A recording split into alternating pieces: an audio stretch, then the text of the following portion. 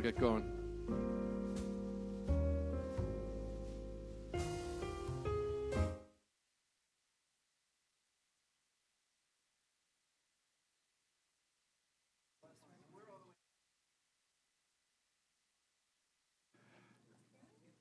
All right, folks, we're going to get started here. So I'd like to call the, what's the date today? Sorry, I'm a little frazzled after traveling back from Denver. So the February 21st committee meetings of the RTM. Let's please stand for the pledge.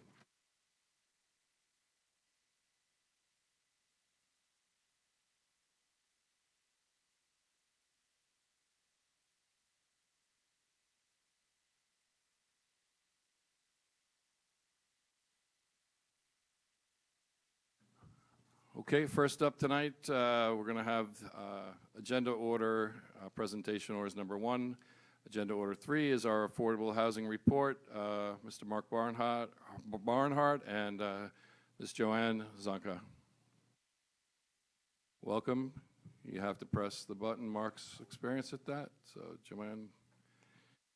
Good evening. How are you tonight? Good evening. Thank you for having us. Good evening, members of the Representative Town Meeting. My name is Joanne Zonka, and as newly elected chair of the Fairfield Affordable Housing Committee, it is my privilege and honor to appear before you this evening to present our annual report for 2022. First, I would like to acknowledge and thank the other members of our committee, the Affordable Housing Committee, for their hard work, dedication, and service for this past year, and especially Steve Grothwell, who is normally the one that comes before you, but he is no longer the chair. I am. But he has done immense work on this. He's just unbelievable. I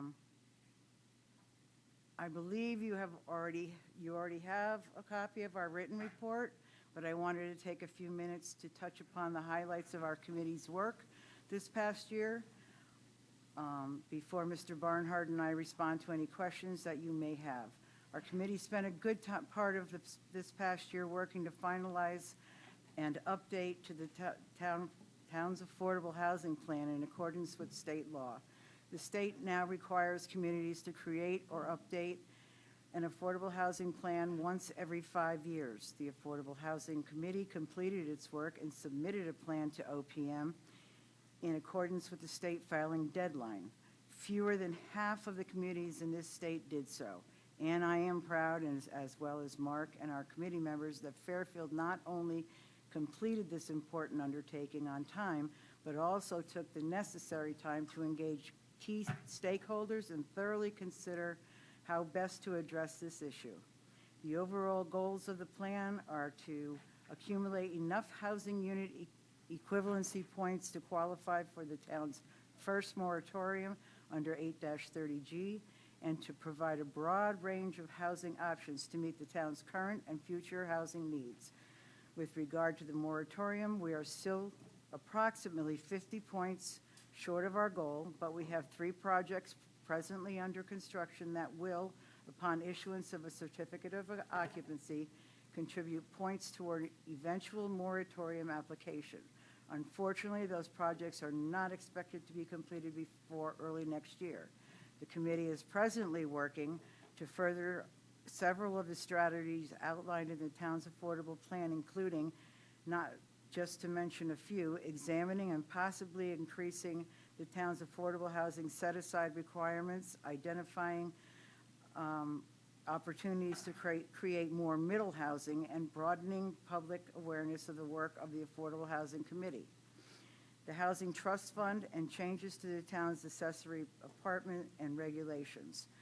To that end, this past year, the committee partnered with the Fairfield Senior Advocates and Fair Plan to present a workshop and panel discussion on accessory dwelling units, regulations, and produced a pamphlet and brochure on the same topic. This past year, the committee approved an allocation from the Housing Trust Fund for the potential purchase of a unit number 376 Quincy Street within the Parkview Commons development that was in foreclosure. That acquisition is still pending, as for the foreclosure sale was postponed due to a bankruptcy filing. Taking into account monies committed to the purchase, the trust fund had a balance of $445,602 as of the end of last year. I know you have an item elsewhere on your agenda this evening to consider a proposed ground lease with Habitat for Humanity to support the construction of 2 duplexes at 244 Greenfield Street. The committee enthusiastically supports this project, which will provide the construction of which will provide 4 units of much-needed affordable home ownership housing in Fairfield, where the median sale price of a single-family home topped $800,000 this past year. With your support, we look forward to celebrating with you the groundbreaking later this spring. The committee looks forward to continue its work on implementing the strategies outlined in our affordable housing plan and welcomes your continued support. Thank you, and Mr. Barnhart and I would be happy to answer any questions you may have. Thank you, Joanne, and congratulations on your chairmanship. Do we have any questions for Mark and Joanne from the body?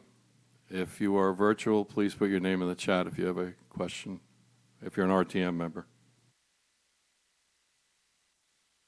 Representative Gerber. Hi, Bill Gerber, District 2. Thanks for being here. I don't know if I read the last draft of the affordable housing plan. It's still marked draft, right? Or is it final? Oh, it's final. And 2 questions. One is, I recall you're recommending an increase in the set-aside from 10 to 20%. And the second question is, what's the plan now, or what are the steps to get this approved? So yes, we are proposing to increase the affordable set-aside requirement from 10 to 15 to 20%. That will require working with the Planning and Zoning Commission.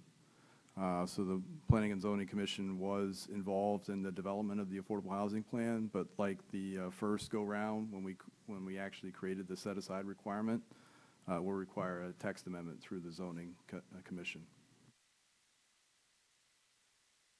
So 15 to 20%, you're going to leave it up to them, or are you recommending 20? I thought it was... Well, we're going to recommend 20%, but I think we want to also recognize it's currently 10% at or below 80% of the median income.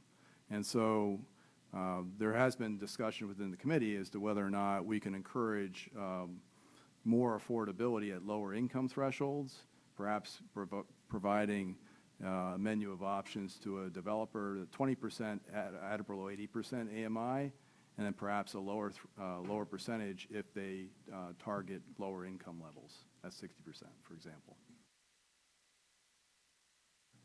Thank you, Representative Gerber. Representative Georgiadis. Drew Georgiadis, District 9. Hi, Mark. Thank you for congratulations. I want to thank you for your work with the trust fund and the purchasing and working on buying that foreclosed property in District 9. I think it'll be really fantastic for the whole community. It looks like that is fairly depleted. Can you explain to me how we can get the funds back up or how that happens? Thank you.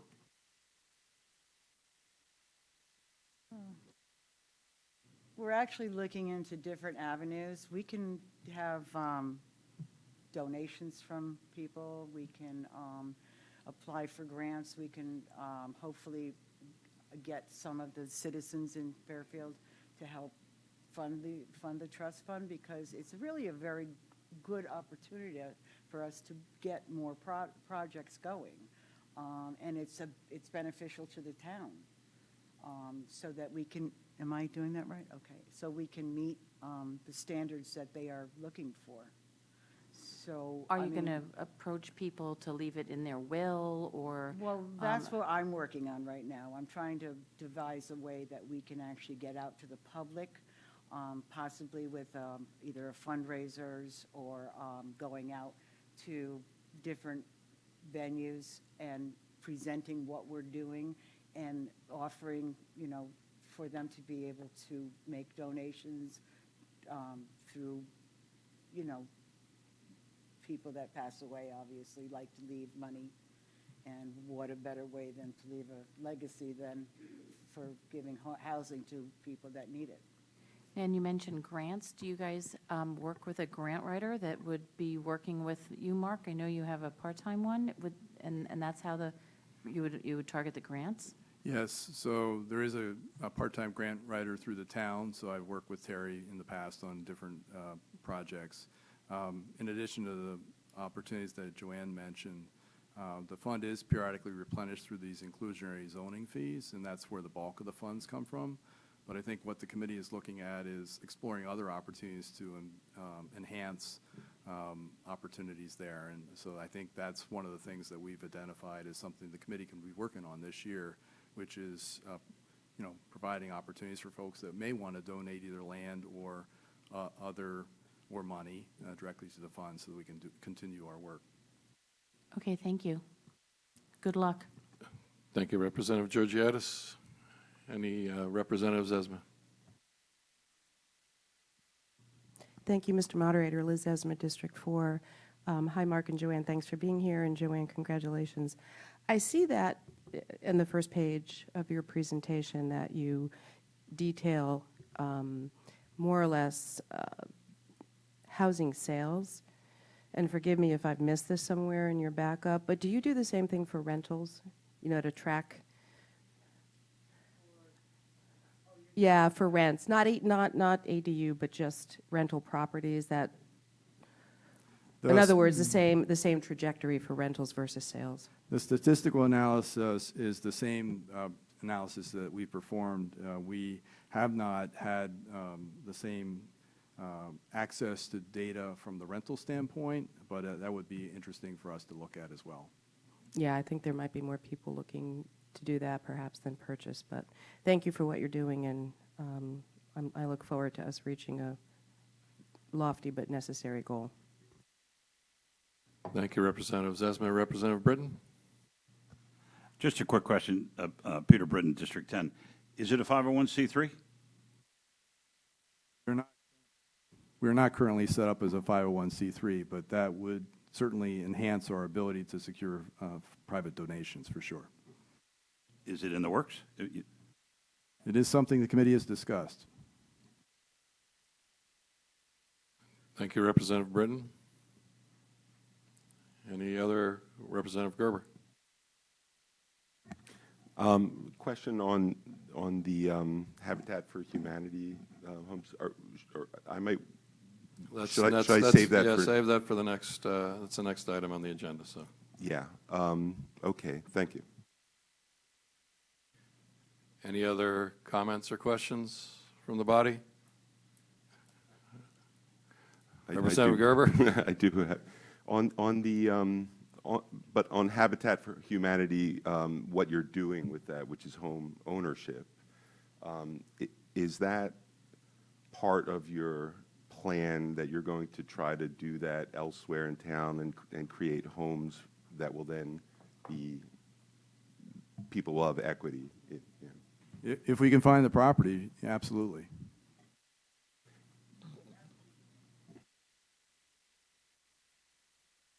There's a need for property in order to go forward with more of those projects. What I was going to say is there's a need for both rental as well as ownership stock that is affordable. So we currently have 44 affordable home ownership, deed-restricted affordable home ownership units in town. With the 4 additional, that'll get us up to 48. We have much more in the way of rental stock at the moment, but that's not to say there isn't need for both. Absolutely. So it's just not something you're aggressively pursuing, but if something pops up.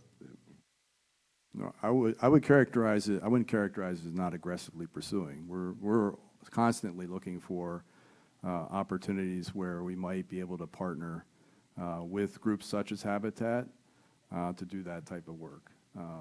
But it's partly identifying the property at a price that we could reasonably afford and coming up with the finances, the funding to do that. So I think that's why Joanne had mentioned that, there might be opportunities for folks if we asked, that there's similar to perhaps individuals who have donated property for open space purposes, maybe individuals will be likewise motivated to donate property for purposes of creating affordable housing units here in town as well, if we come up with an ask that's appropriate.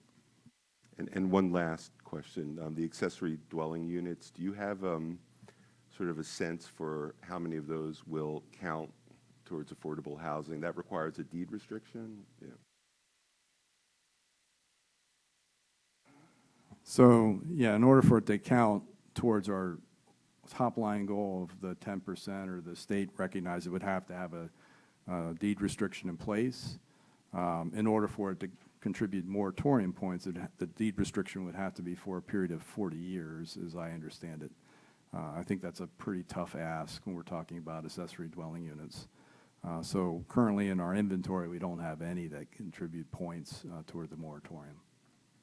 And is there a possibility of providing some incentive to deed restrict accessory dwelling units? I think and there are certainly some proposals at the Legislative General Assembly looking at whether or not the 40-year restriction is appropriate. There is some ambiguity in the language in the statutes. In one section of the statute, it refers to accessory dwelling units needing only a 10-year restriction in order to provide affordable housing. But elsewhere in the statute, it is silent as to whether or not those units would only need a 10-year restriction to contribute moratorium points. I think if it were a 10-year restriction, it might be possible through some combination of incentives to entice people to do that. But a 40-year restriction is just, I think, maybe a bit too much to ask. So would the message be contact your legislators? And okay. Yes. All right, thank you. Thank you very much. Thank you, Representative Gerber. Representative McCabe. Thank you, Mr. Moderator. This is Michelle McCabe, District 4. I have just a couple of what I think will be somewhat quick questions. The first one is, do we have currently an inventory of potential possible purchases, either lots of land or other opportunities that you're keeping an eye on that might be possibilities for us?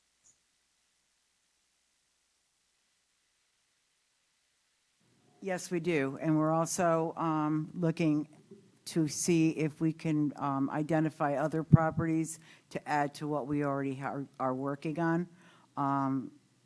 It's, a process, but it's in the works.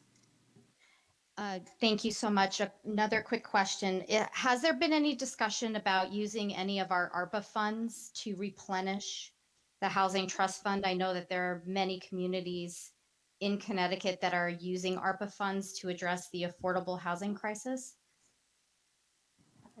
I'm not aware of any. I think one of the things that does set Fairfield apart is the fact that we do have a local housing trust fund.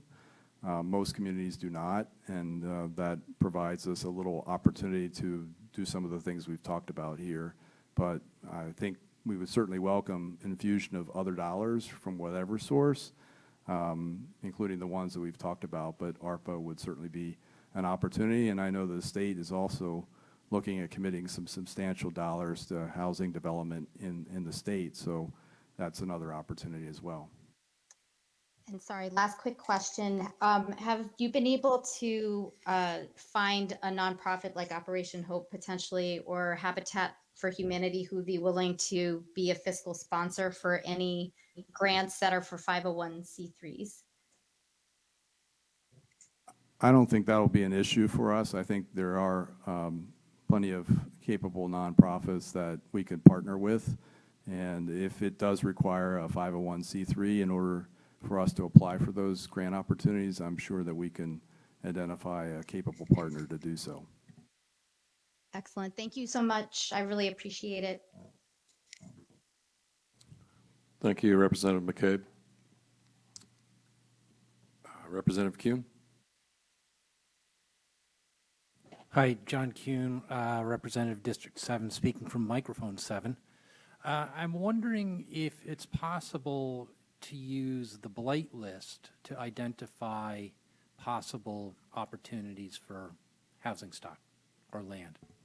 Yes, we are looking at that, and we've had conversations with some of the folks on that list to determine whether or not we could be of assistance, even if they intend to continue to reside there or hold on to the property. At least perhaps we can assist them in bringing up to code the property or taking them off the blight list and improving the quality of the housing stock, and perhaps in return providing some opportunities for affordable housing, whether it's town-sponsored or not. Okay, great, thanks. Thank you, Representative Kuhn. Anybody else? Mark, could you refresh my memory, please? What is the cost of the Quincy Street property? Approximately? We hope to acquire for around $300,000, which is roughly what we purchased the other 4 lots for. It's not, the amount that is owed is less than that, so we're hopeful that when it does go for foreclosure sale, we'll be able to acquire it at that price. The appraisal was $310,000. Okay. I think Representative McCabe brought up a good point about using ARPA funds. We currently have, I don't know the exact number, approximately $1.6 million of unassigned ARPA funds, and it needs to be spent. And I know the administration thinks maybe some of these other projects that the money is assigned to may go over, but some may go under. We need to spend that money by a time certain, a date certain. So maybe you might want to ask the administration if there's some, if it does qualify for ARPA funding, maybe we could use some of that money instead of potentially draining the current trust fund balance.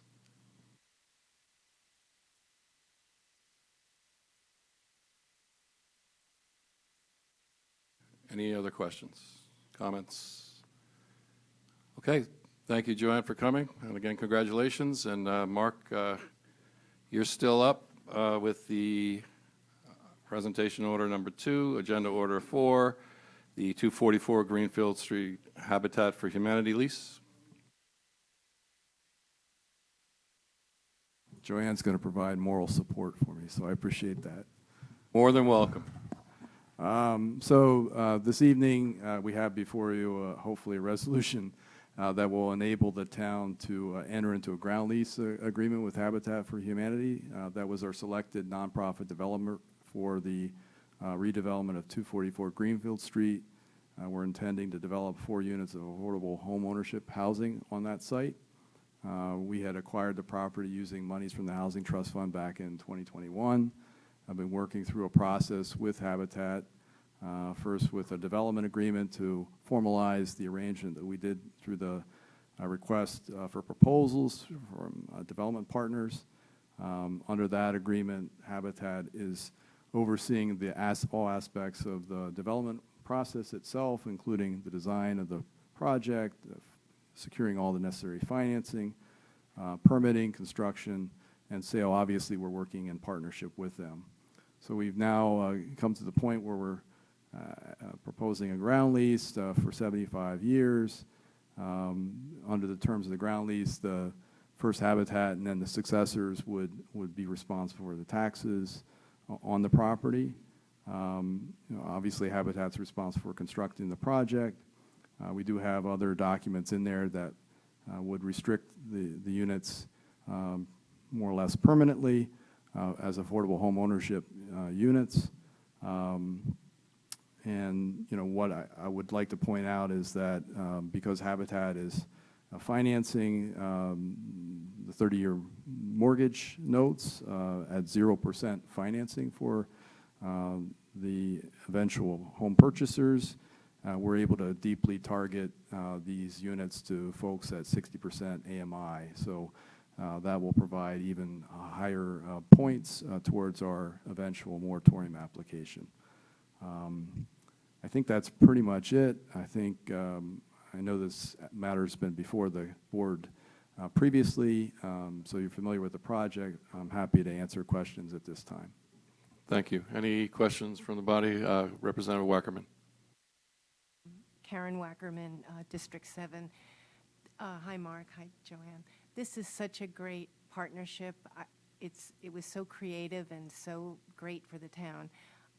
When do you think construction will start, and do you think people in town will be notified if they want to help with the building like Habitat does? We hope to break ground this spring, hopefully April, May timeframe. We have, this will require a zoning permit, but it's administrative because it's conforming. And so I know that their, standard operating procedure is to not only solicit donations of materials and support, but also folks that want to help construct the units. And so I'm anticipating there'll be those opportunities this year. Thank you, Representative Wackerman. Any other comments from the body? Questions? Representative Kuhn. Hi, Representative Kuhn, District 7 and still microphone 7. The documentation for all of these, is this a fairly formed documentation, kind of standard form, or is it heavily negotiated? I will say that the parties were mostly in agreement. This is patterned after a similar ground lease that we did with Mutual Housing Association for the Greenfield Commons senior housing development, which was also a 75-year term. So, it's not, most of the information was, I think our discussions were collaborative, so I don't think there were any contentious issues at all. Okay, great, thanks. Thank you, Representative Kuhn. Representative Gerber. Bill Gerber, District 2. Thanks, Mr. Barnhart. I had a couple questions from constituents who are excited about this, but asking about the operational component of these, because utilities are expensive. Is there a component of this, like solar, battery storage, things like that? Yeah, I've actually introduced the folks from Habitat to our Sustainable Fairfield Committee, members who had indicated they might have some advice to provide with respect to energy efficiency, as well as grant opportunities, and certainly would welcome any additional funding support for the project. It's Habitat. Their intent is to design these things to the highest standard of energy efficiency. I'm not sure that it would be, solar capable, but they would certainly look into it. So there's always a balancing act between, obviously it's in everyone's best interest to keep the operating cost to an absolute as small as possible for the folks that we're trying to help here, and to do that to install energy efficient features. But at the same time, we have to manage the overall cost of the project to make sure that it does remains affordable. So there is, they already designed these things to be very energy efficient, but the Sustainable Fairfield Committee is working with Habitat to look at other opportunities that may yield some additional monies towards the project. Right. Okay. Thank you. The heating and air conditioning and all that it'll come with all that installed. The washer, dryer, all that stuff will already be there, or will that be up to the tenants? That's acquired it will be installed as part of the project. They'll obviously install energy code rated appliances, heat pumps to look at those types of things as well. Energy efficient windows and the like. So everything with respect to the envelope and the mechanicals, they're looking to ensure that they provide a high degree of energy efficiency. Thank you. Thanks, Mark. Thank you, Representative Gerber. Any others? Representative Brown. Hi, Christine Brown, District 9. I'm not a real estate attorney, so this might be a dumb question, but the people who buy the house, They buy the house, they own the house, but they don't own the land. Is that correct? That is correct. And then what happens at the end of 75 years? Every time the lease is assigned, it restarts to another 75 years. So it's longer than the term of the mortgage, which was, but it's not 99, traditionally we used to do 99 years, but there was some conversation amongst all the lawyers in the room that 99 years is a conveyance and subject to conveyance taxes, although, the town typically doesn't pay conveyance taxes itself. But we wanted to keep it less than 99 years, but longer than the 30 years that's traditionally for a mortgage. So it just flips automatically at the same rate? Yes. Okay, thank you. Thank you, Representative Brown. Anybody else? Representative Longo? Hi, Melissa Longo, District 1. I just want to say thank you to our first select woman and to Mark Barnhart for really making an effort on this project. We really need a lot more of this in Fairfield, and you guys are doing excellent work, and we really look forward to seeing more of this in the future. So thank you and congratulations. Thank you, Representative Longo.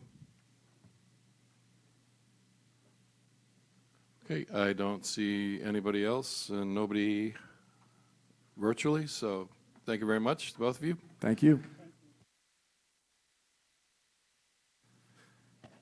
Okay, next up we have presentation order number 3, agenda order number 5, Thea CBA. We have Kathleen Simpson.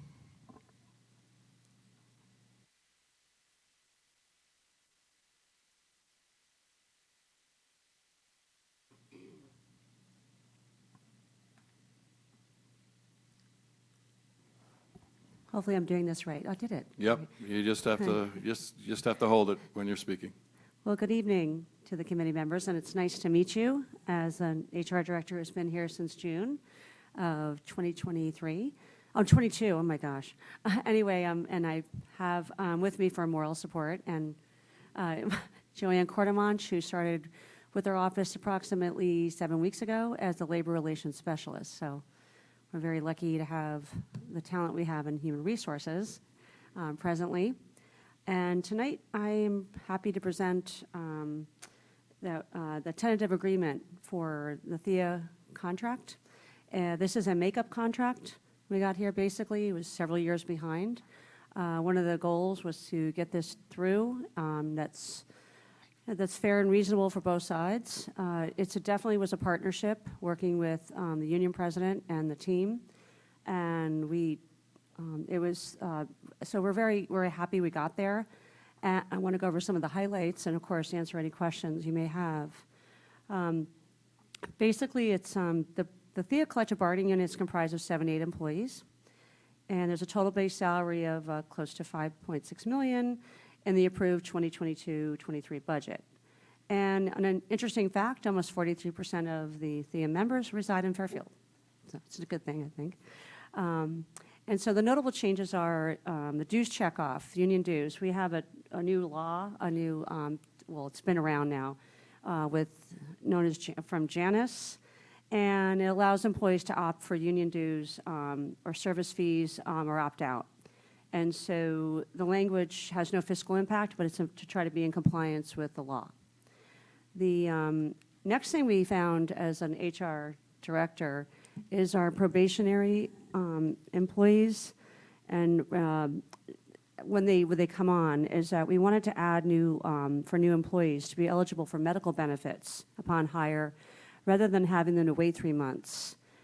This allows for easier recruitment, the new employees, and avoids a gap of no insurance coverage between an old employer and us the town as a new employer. And the change has no fiscal impact on the budget, but it eases the operational workflow for new hire onboarding as well, to try to capture that. And I think it's a good thing for recruitment. And that was an important change for us. Wage increases for fiscal year 22. It's a retro, a 2.25. It's retroactive to July 1st, 2021. For fiscal year 23, there's a 2.5 retro to July 1st, 2022. 2.5, I'm sorry, 2.5. Fiscal year '24, 2.5, effective July 1st, 2023. And for '25, it's 2.5, and that's effective July 1st, 2024. The contract remains the same format of the wages, and that there are currently 12 labor grades with 4 steps. And the 4-step contains longevity increases at the 10, 15, and 20-year service mark. If the contract's ratified, the projected increase to the salaries would total very close and actually less than what was budgeted for. It's a 9.3 increase over the life of the contract. And we have information in the packet that was provided that talks about this in the THEA member analysis. The next section was article involving vacations. And one of the things that was very frustrating for employees that we heard, new hires and people have been there, was that they had to wait a year or more before being eligible for vacation utilization, which was kind of a big problem, with the biggest complaints we would hear from new hires. And also, it was problematic because we're trying to attract employees. We don't have a remote workforce, so we want to have some things like work-life balance. We do offer vacation. You don't have to wait. I think in the case of the HR assistant that's in my office that follows the contract, even though she's a confidential, I think she had to wait close to almost a year and a half to get her vacation because of the way the contract where she was hired. And that's tough for new employees. The health and welfare benefits. One interesting fact about THEA, there was a very small benefit share increase. We also thought of this with the wage increase request. We try to balance that. In exchange for the union agreeing to a lower wage increase, the town agreed to a lesser increase to the medical benefit cost share. And one of the reasons was that this is an acknowledgement and an incentive for the THEA bargaining unit members. They have exhibited themselves as good consumers of health care under the high deductible health plan. And the parties agreed to maintain the cost share contribution through June 30th, 2024, with an increase to 12.5%. That would be effective July 1st, 2024. THEA is the only town bargaining unit who accepted the change to a high deductible plan as their primary health plan. So it's recognizing the good stewardship of their health care. And we like to encourage that. So the other big coup for both the parties, the partnership, was this reclassification language implementation. Right now, one of the frustrations that we in negotiations discussed was trying to get career opportunities, advancement, and putting together a plan so there's a clear path for employees in terms of how they get promoted, how they get reclassified. And one of the goals for this review, we'd agreed to a study, and again, it would be HR doing a study with input from the union and also other partnerships, our stakeholders, too, our fiscal partners, and getting input from the employees themselves as to what they do, as well as department heads. And the goals would be to ensure market and internal structure alignment, simplify the classification structures, which are they're very onerous now, identify passive career progression, address recruitment and retention needs, because that's a big one. It's challenging not just for this union, but for some other unions as well. And we want to review the minimum qualifications, so it's more of a good fit for whatever department needs that they might have. But also, we want to have more flexibility to have people trained so they can move to different departments, whether they want to or there's a need, which would be super helpful for many reasons, but particularly for ensuring productivity. And also, sometimes employees oftentimes need a change, and that's good. We'd like to offer that. So the other thing we are very aware of and we're working on is you want to work on getting this reclassification study so we can include a review of recruitment and hiring practices to address increased opportunities for diversification and inclusion, which is a very important goal for I know this administration and for my department, as well as for the union. And again, the cross-training that will result from this, we hope, will result in more to fill short-term vacancies and allow job sharing and other things that might make working in Fairfield more fun. So the other thing that the use of town vehicles, we agreed to get rid of the allowing the Director of Human Resource to approve the personal use of town-owned vehicles. We both agree we don't see a reason why anyone should be using town vehicles for personal use, and I certainly don't want to be in the business of approving that. So then last thing is the duration is 4 years, and the union ratified this agreement on February 8th, 2023, and that's in a nutshell. It wasn't a lot of changes, but we had a lot of catch up, and we got a lot done in the short time I was here. So I'm happy to take any questions or comments. Thank you, Ms. Simpson, and welcome. This is the first time you've come before us, I believe. So here we are.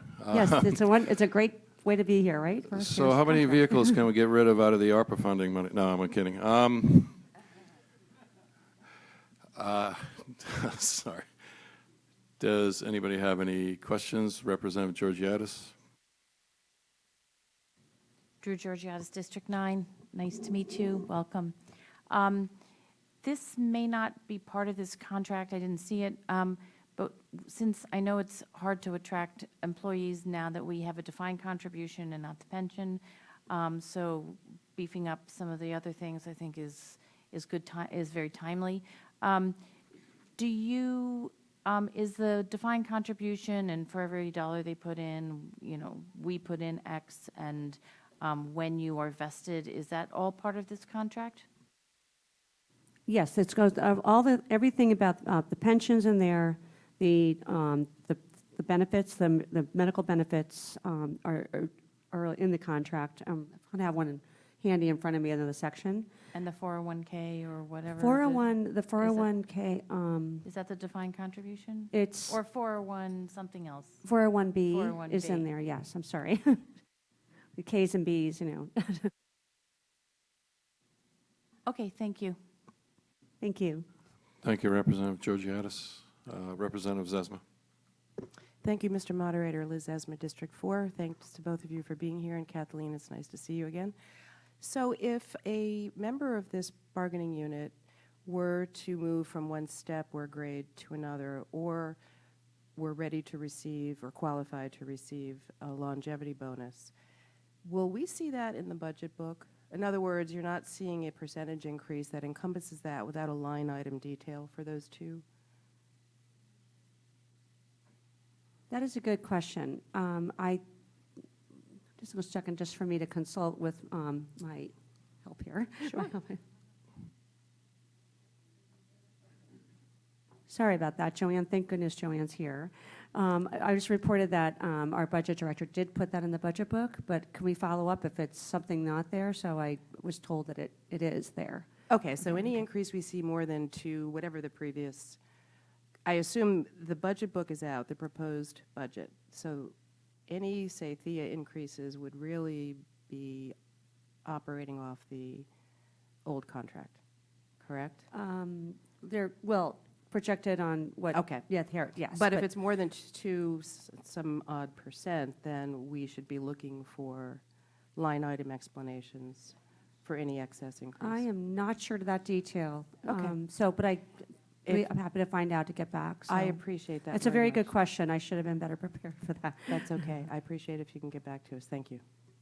Mr. Schmidt, I see you're online. Can you answer that question?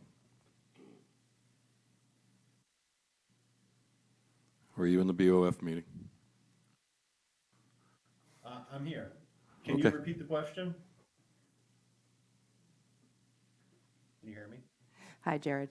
Liz Esma, District 4. So the question is, if we are looking at the proposed budget and see that a member of THEA has an increase that exceeds this projected contract increase, we should be looking for some notation that it's either a step or grade increase or a longevity bonus, correct?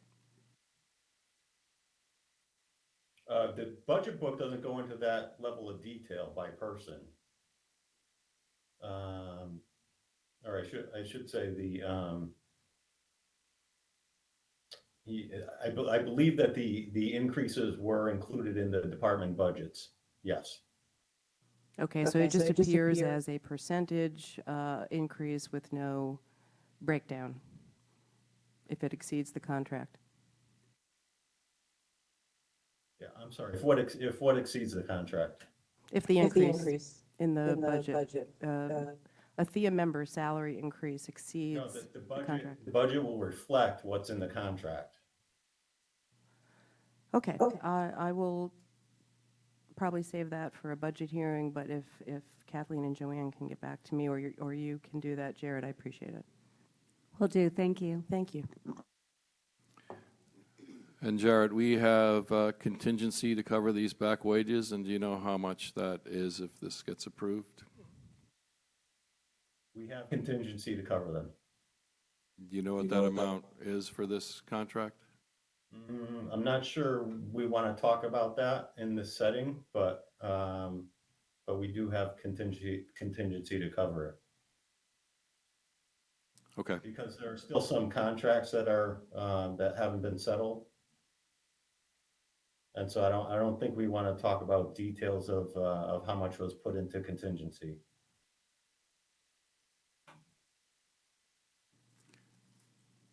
Aside from fire, how many other contracts are open right now? I believe DPW, I think it's just DPW and fire. Well, I'm sorry, in Jeremy, I know this. The telecommunications contract, the EEC contract is now open, and they put a demand to bargain. They're the dispatching union. I think there's 12, and also PETA is open. They will be open at the end of this fiscal year, Oh, correct? right. I'm sorry. That's true. Right. That's true. So 2 for now, or 3 for now. Two still open right now, as of right now. Two. Yeah. Oh, no, 3. You're right. Fire, public works. 3. Sorry, it's hard math. And this one, if it. I don't know the new math. I only know the old math, and I think it was 3, but Representative Zesma. Liz Esmond, District 4. Kathleen, when we last met, Mr. Hasselkamp was staying on to finalize the DPW contract. Is that in arbitration? No, that's not. Hopefully, we were supposed to ratify today, the members. We got it resolved through mediation. Okay. Mr. Hazelkamp was no longer on that team. It was myself who took over as chief negotiator. So hopefully it got ratified today. Okay, thank you.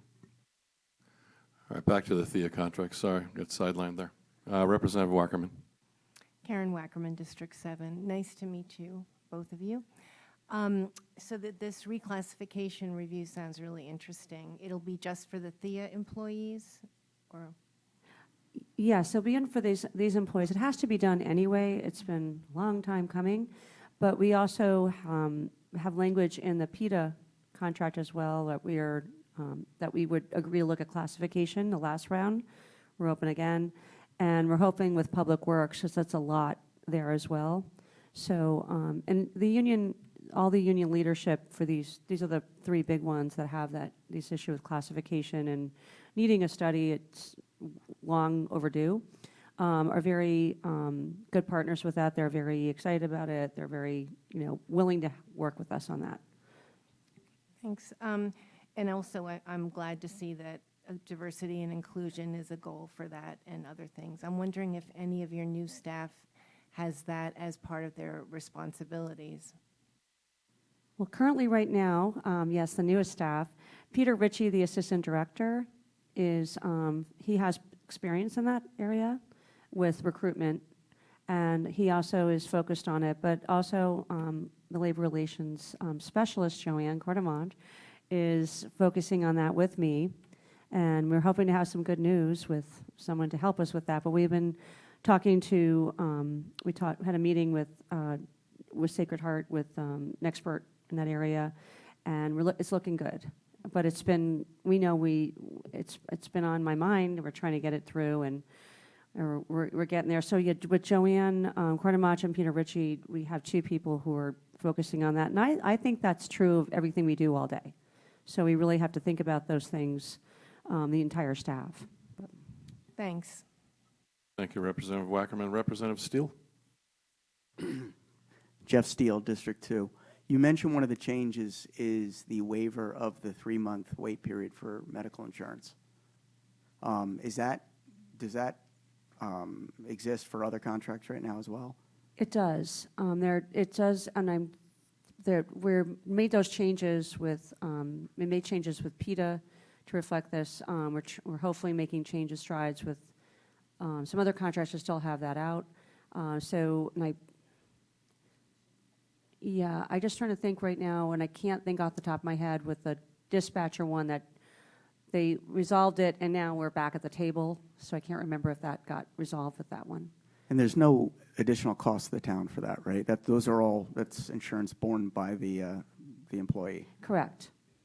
Well, I think it's smart to do this. I mean, it makes a lot of sense to do it in the private sector everywhere else too. So that's great. Thank you. Thank you, Representative Steele. Representative Parham? Hi, Kathleen. How are you? I had a question to Cindy Parham, District 2. You said that the vacations will now be 6 months. They could have vacation. It was usually a year. All these people, every one of these people, 78 people, had to wait when they were hired 1 full year to take a vacation day. The majority, yes, they'd had to wait that long for a Okay. vacation, the way it was written in the Okay, and then contract. you mentioned that someone waited 18 months and that wasn't their choice, but that was the way they were hired. It's the way they were hired. Was it a manager?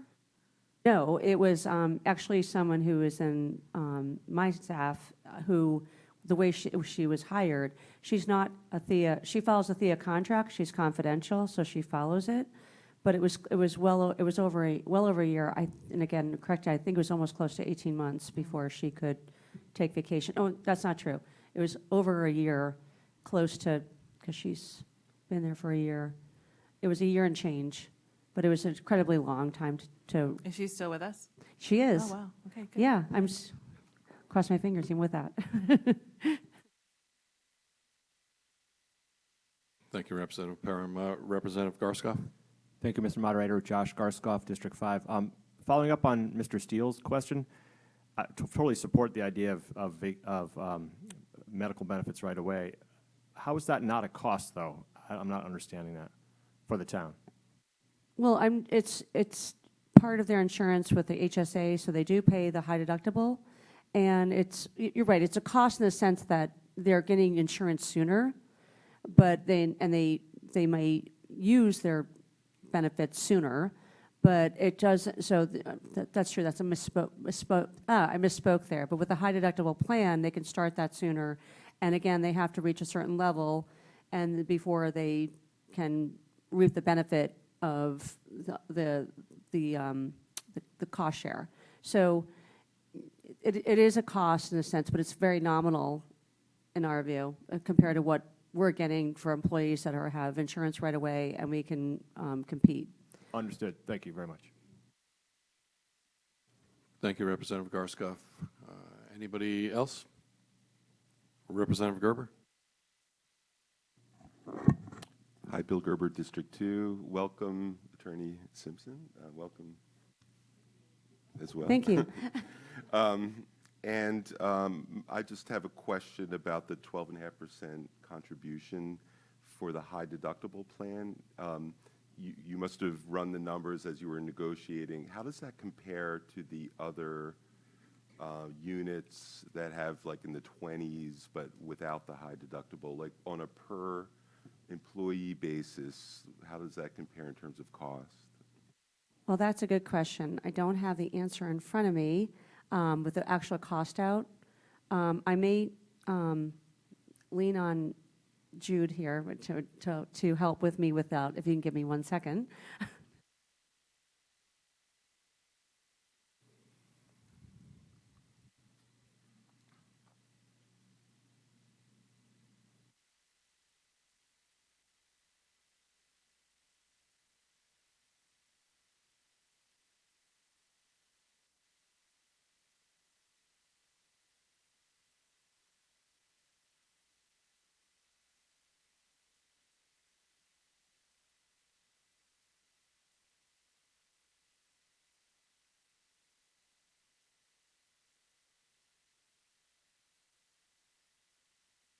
Okay, I think I'd like to, if I can, give you a better explanation with the saving the cost.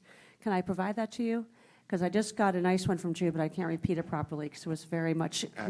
She's welcome to come up. Can Jude speak? Okay, she wasn't on the thing. Okay, great. She's welcome to speak. She's the president of the unit, isn't she? Oh, I'm glad. Thank you. Weren't sure if we were allowed to. Yes, I am currently president of the TE union. To answer your question, I think I understand it. Introduce yourself, love. Oh, sorry, my name is Jude Fitzgerald. I thought you did that. Sorry, my name is Jude Fitzgerald. Basically, we do pay 12.25% now, but what happens is we actually have a high deductible of $4,000 and $2,000 that we would have to pay up front. That the other unions, 7 unions, do not have that. They pay, obviously, a PPO. They're in the PPO plan, which have deductibles, co-pays, very less than what we would have. So basically, statistically, if you were to add all our 4,000 and 2,000 single is 2,000, 4,000 for family, basically over the 52 weeks, we are at a percentage a lot more than the 12.25%. It would probably bring us up to about 15, 16%, just like the other union members are paying, but they wouldn't have the deductible that we have. So we are actually in the same range, basically, for the PPO plans and for our medical, but our percentage looks lower only because we're not factoring in the $4,000, $2,000 deductible. Absolutely. I was definitely understood that because I think Attorney Simpson, you made the statement that during the negotiations you agreed to a lower increase in that contribution, and they agreed to a lower increase in compensation. So I was just curious if you could give us. So I would assume then that there's a net benefit to doing it this way, or that it's cheaper for the employees and not completely in line with other unions, that the medical should be a little bit less if you were willing to give up some of your increase.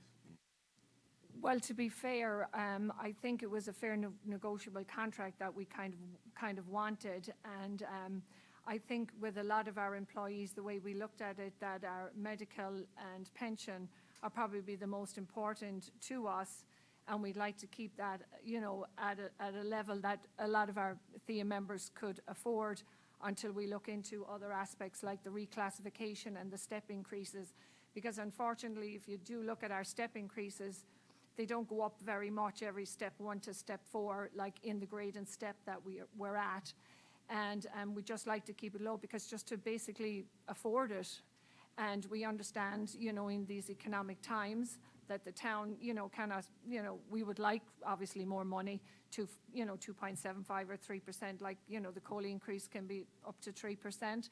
But I mean, to be fair and to have a negotiation contract, I think that's what we all decided as a union, to go with that, to be fair with everyone.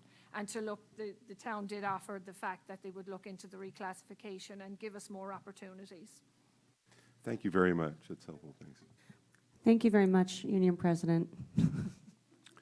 Thank you, Representative Gerber. Thank you, Jude. Any other questions?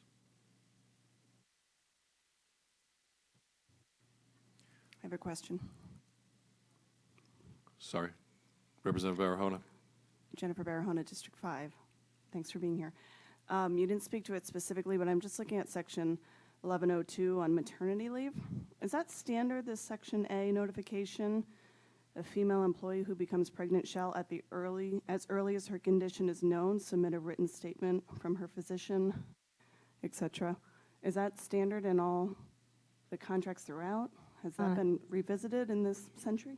That one, that's bad language. I agree. No, they're not in all the contracts. And there's something called there's a statute about pregnancy rights and also about FMLA, and that's very antiquated. But there's things in this contract as well that do need cleaning up, and we're not going to be hindered by waiting till the next round to do this, because we also, in HR, one of the things we have to work on is getting our policies together at Employee Handbook. And I would tell you now the law outweighs this contract language. So, but that's a very good point, and something that make sure we don't, which look in other ones, get that out of there. Thank you. Thank you. Representative Barahona? Any other comments, questions? Okay.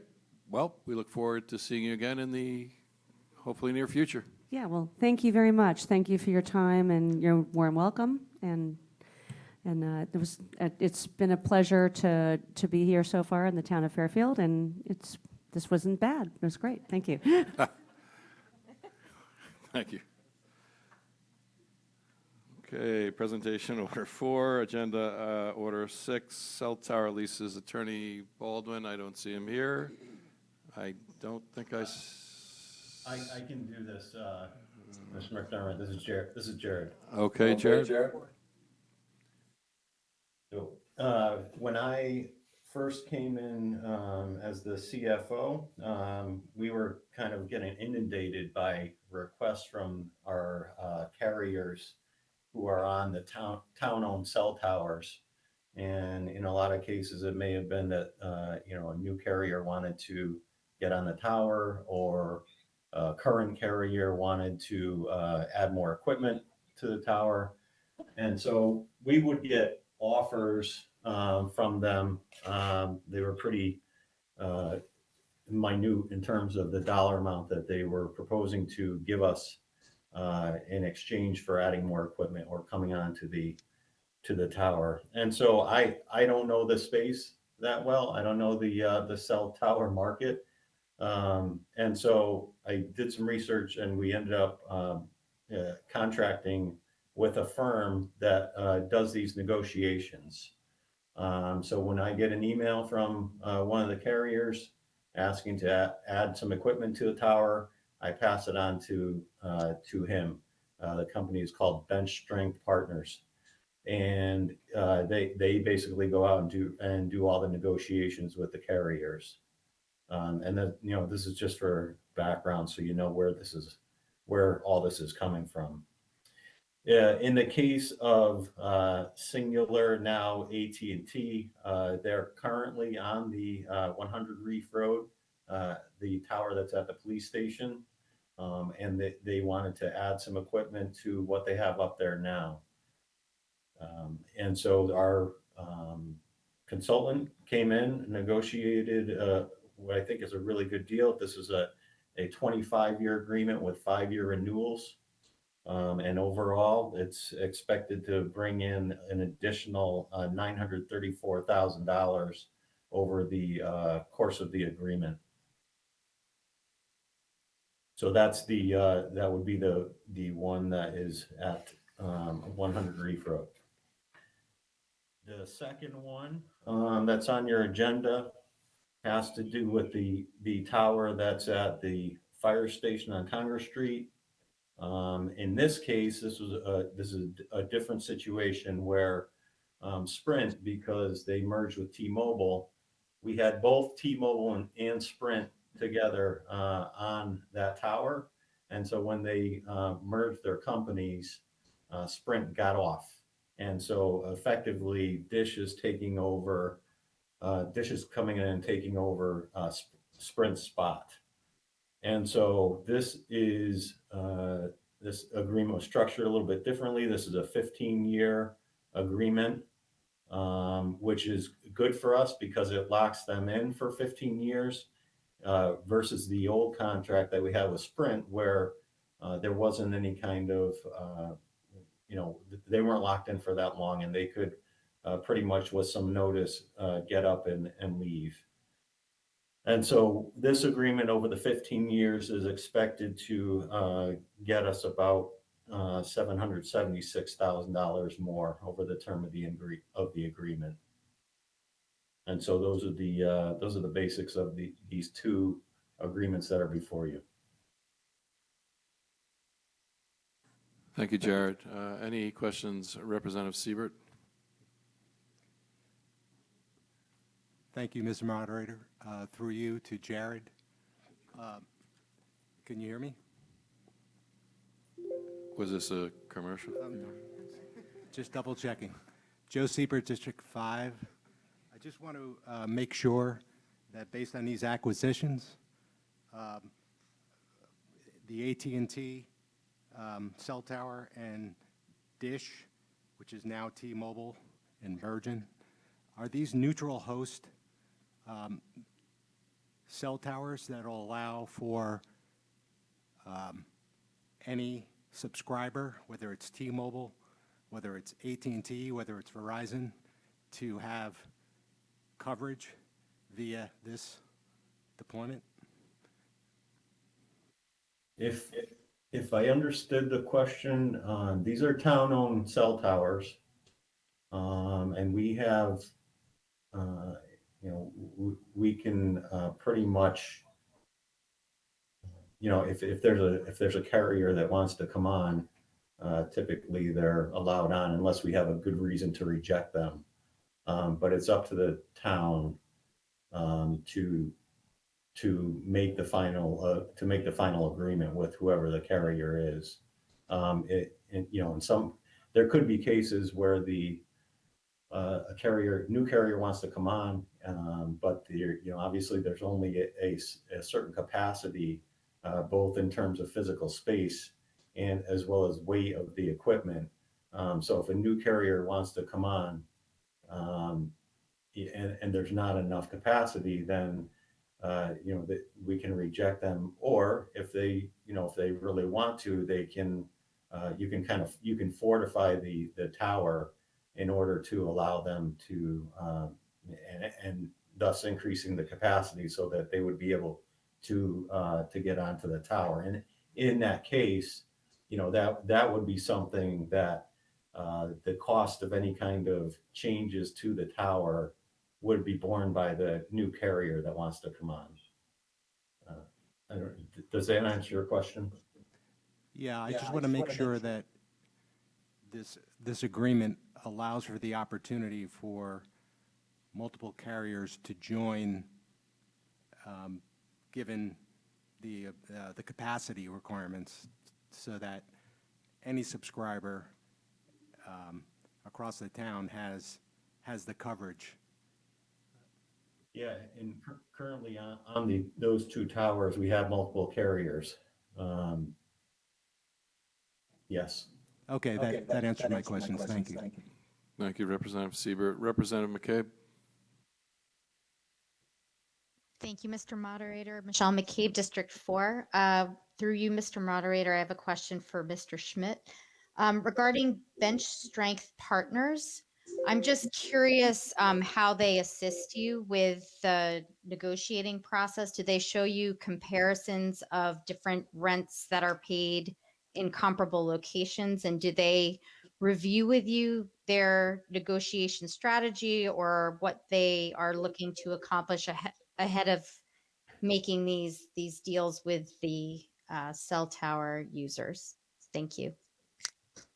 Yeah, thanks for that question. The town has full authority over the agreement. So what will typically happen is our consultant will come to us, carrier reaches out to us, they want to add some equipment. Our consultant, who has a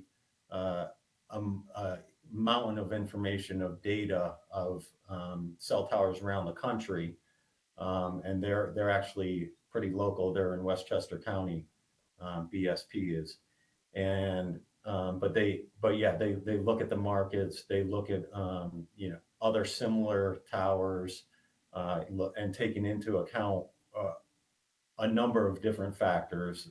In particular, they look at the traffic that goes by the towers, obviously the capacity of the tower, but they would send to us, bench strength partners would send to us what they would like to propose to the carrier.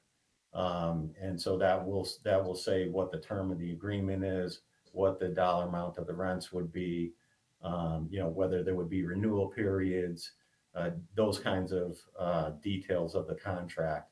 And so we take a look at it, have conversations with bench strength partners, and say yay or nay, go ahead and move forward with it. Excellent. Thank you so much. You're welcome. Thank you, Representative McCabe. Any other questions, comments? Okay, seeing none, thank you, Jared. You're welcome.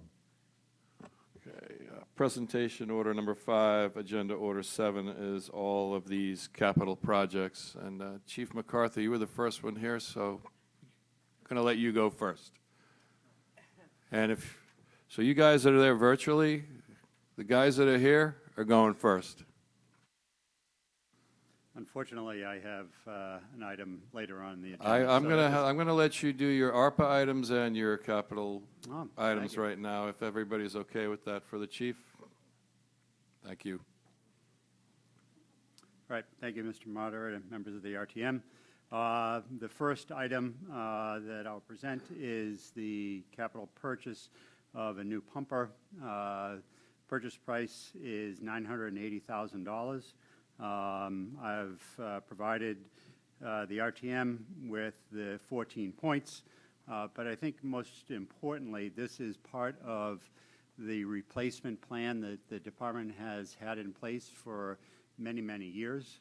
The commitment we made to the town and the Board of Finance quite some time ago, Mr. Bateson, I'm sure you remember those conversations, is we will not present a capital item of this magnitude in back-to-back years. The important part of that is as this equipment increases in cost year over year, the impact on the budget to have those appear before you in 2 consecutive years makes it very difficult for other projects to get into the queue. So we have maintained a replacement matrix that our capital equipment.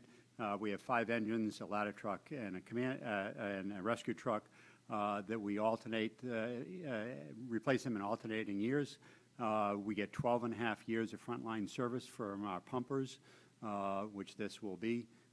They operate out of a busy station on Reef Road or Jennings Road for the first 5 years or so, 5 or 6 years, and then they are rotated out to a slower station at Stratfield, Southport, or Greenfield Hill to finish their 12 and a half years of frontline service. Once they complete that, they serve an additional 12 and a half years for a total service life of 25 years so that we get full use out of them. They're reliable in that capacity, both as frontline and then as a reserve. And the reserves are used when equipment is down for repair or maintenance. So we lean heavily on our reserve fleet, and it fits in very conveniently with our replacement schedule. The vehicle we purchased through a national bid consortium, and it will take over 400 days from time of signing the contract to delivery. So the vehicle you approved tonight will not arrive here until late of '24. Thank you, Chief. Any questions for the Chief?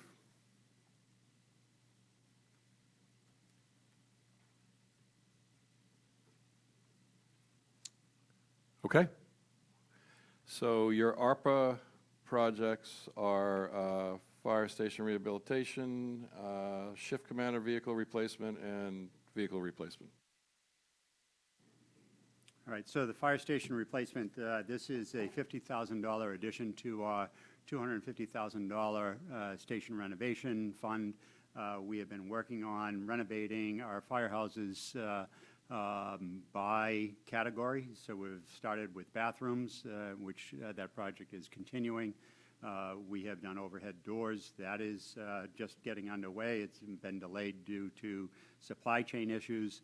And we've done exhaust systems. We will continue that. And we have other projects, and we have projected that this will extend for at least another 4 or 5 years at this funding rate in order to get all of the systems within the stations upgraded. It's important to note that the fire department funds projects inside the building in partnership with DPW, and we lean heavily on James Ryan and the DPW staff for technical advice and project management. And While we do some of these internal projects, kitchens, bathrooms, and systems, DPW maintains the bones of the building, roofing systems, and HVAC and electrical systems. So the $50,000 recognizes and is requested in order to increase the funds that were already approved so that we can accomplish these projects that have become increasingly expensive as we compete for contractors and are dealing with project escalation in the costs. If you want, I will go through all of them or pause between each one for questions. We'll just take a quick pause. Any questions on that? Go ahead, Chief. The next project is the Commander vehicle. This is a vehicle that responds to essentially 90% of all the calls, 10,000 calls a year or so that the department responds to. The Commander and an aide respond to multi-unit responses, and the vehicle gets quite a bit of use in that regard. We keep these as part of the matrix plan. We keep these in frontline service for 5 years and in reserve for 5 years. The reserves in this case, whenever we have a major incident, we may bring back an off-duty assistant chief to cover all of the other calls that may be occurring in town when 100% of our deployed strength is at an emergency scene.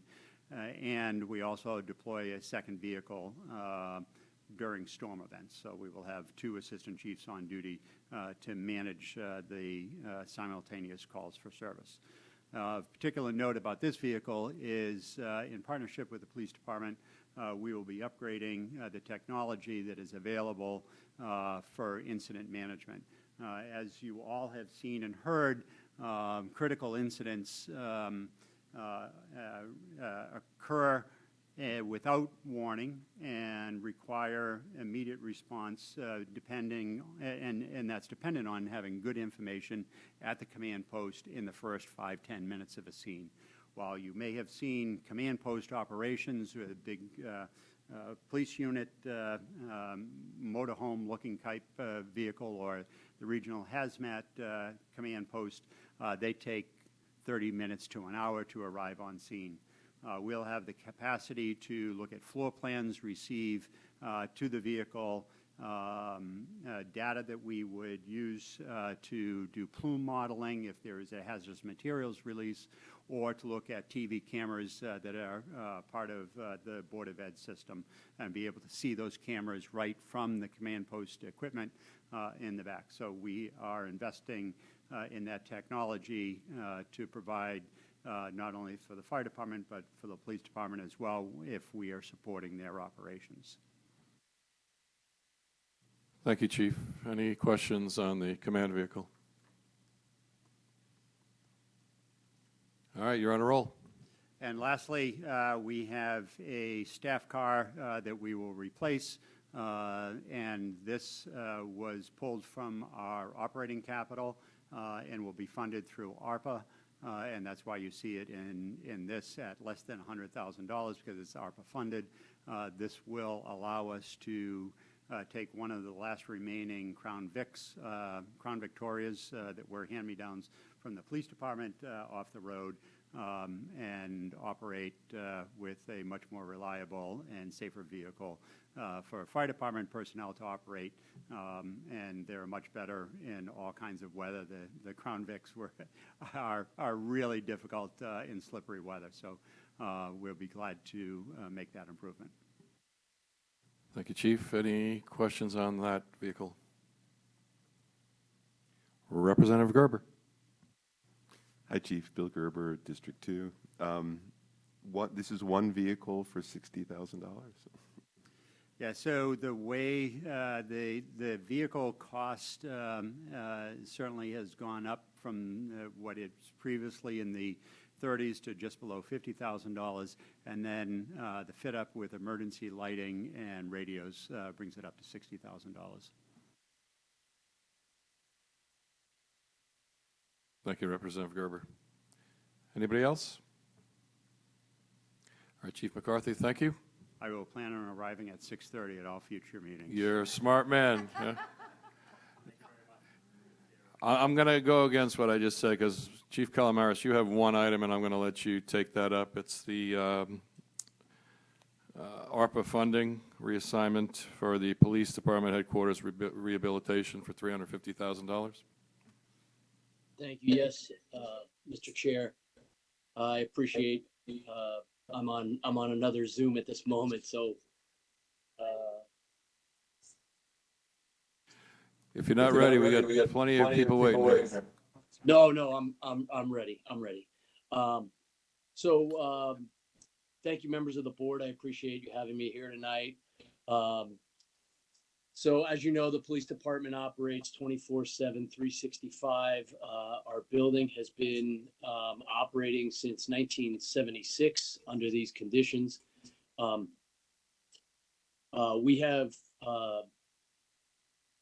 some expanding needs of the police department, one of which is, square footage within the lower area by the records department and the, excuse me, just 1 minute. Keith, can you, my apologies.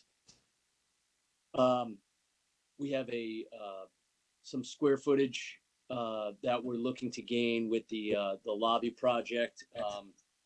The rehabilitation project is over 3 years. One is the lobby reconfiguration, which is estimated at $350,000.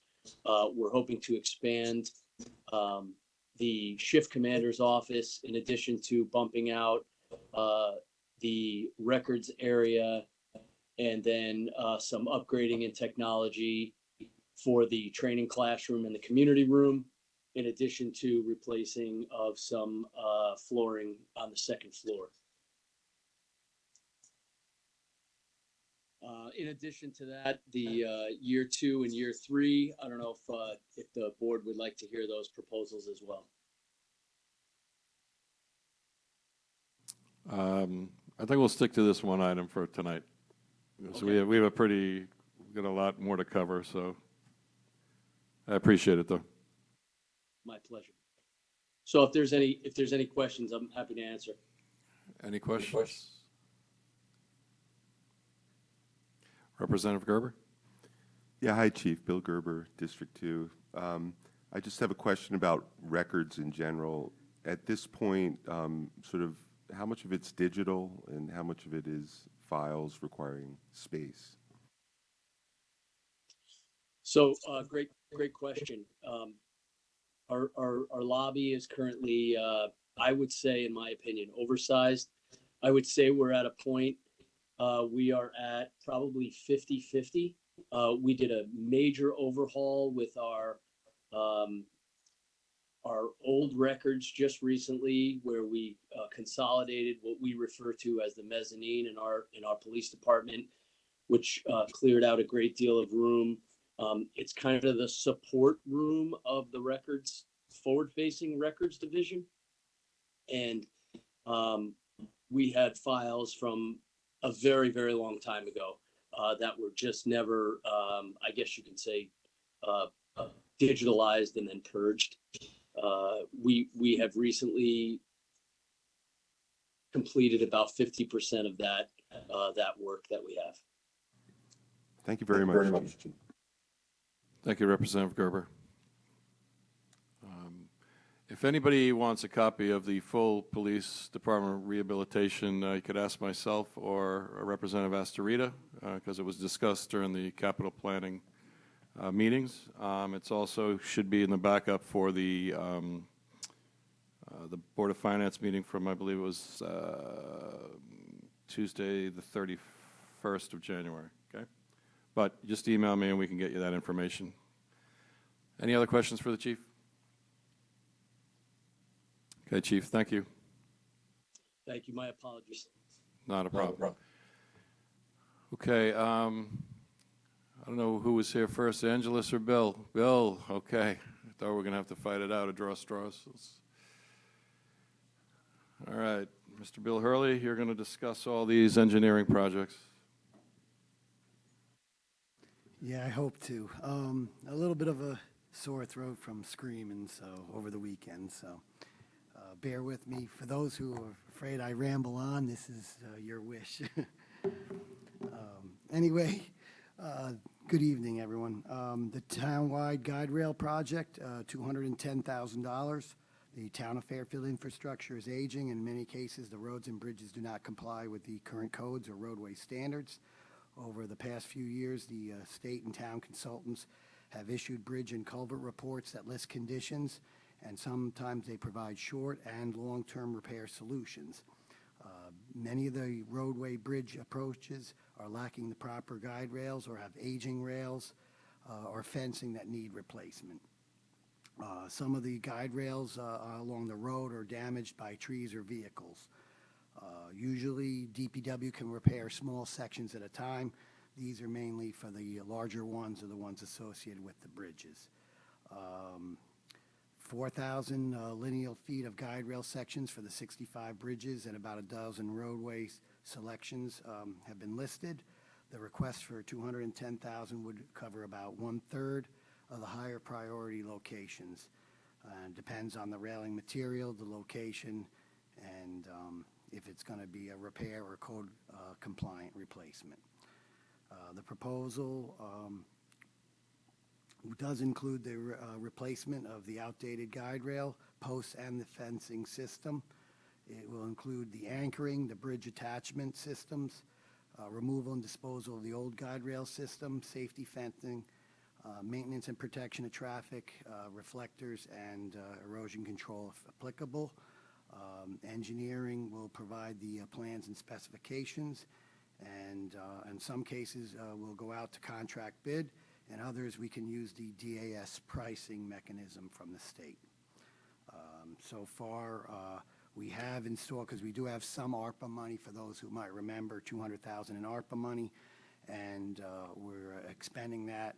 And some of the projects that we've done, just so you know, are Sant Mortar, Richard White Way, Reading and Cross Highway, Congress Street, and this amount would be for 7 in-house designs coming up. Thank you. Any questions on the Representative Garskoff? Thank you, Mr. Moderator. Josh Garskoff, District 5. Mr. Hurley, is it replaced like in kind with what was there, or is there like a plan for what our guardrails are going to be like moving forward, and we have a design for the town? How do you approach what to do where? In most cases, we are going to replace guide rail with the galvanized railing. The last year, I know in particular, the certain kinds of guide rail, there was a big chain supply issue with them. And the state since then has kind of gone away from certain guide rail systems. They have to be usually MASH compliant, and there's a specific guideline. We usually follow the DOT standards unless it's a really exceptional area, like an extremely low volume or something like that, we can get away with. Again, depending on the site specifics. Thank you. I mean, I'm just thinking of like there's the timber style or the metal style, right? Or the stone style. Is there a stylistic choice that we're making here? Or? Well, if there's any truck traffic allowed, usually the timber guide rail won't be allowed.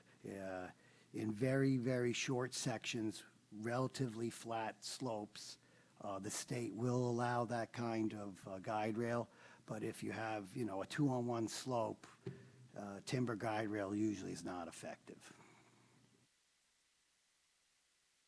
Thank you. Thank you, Representative Garskoff. Any other questions? All right, Bill, next up, design of Stratfield Road. Sure. The state of Connecticut awarded the town from state bonding an urban grant based on a road safety audit along Route 59 in Stratfield. The state awarded this grant to the town as a way to encourage alternative modes of transportation and to increase safety for pedestrians and vehicular traffic. This section would cover Stratfield Road from about Montauk Street to Collingwood Avenue and includes potential safety improvements at Churchill Road and Route 59 and Churchill Road and Wilson Street. The exact details, unfortunately, have not been released yet, but based on similar grants, the town could be responsible for 100% design with 100% of the construction costs covered by the state bond and grant. The other alternative would be like 80% coverage on both facets.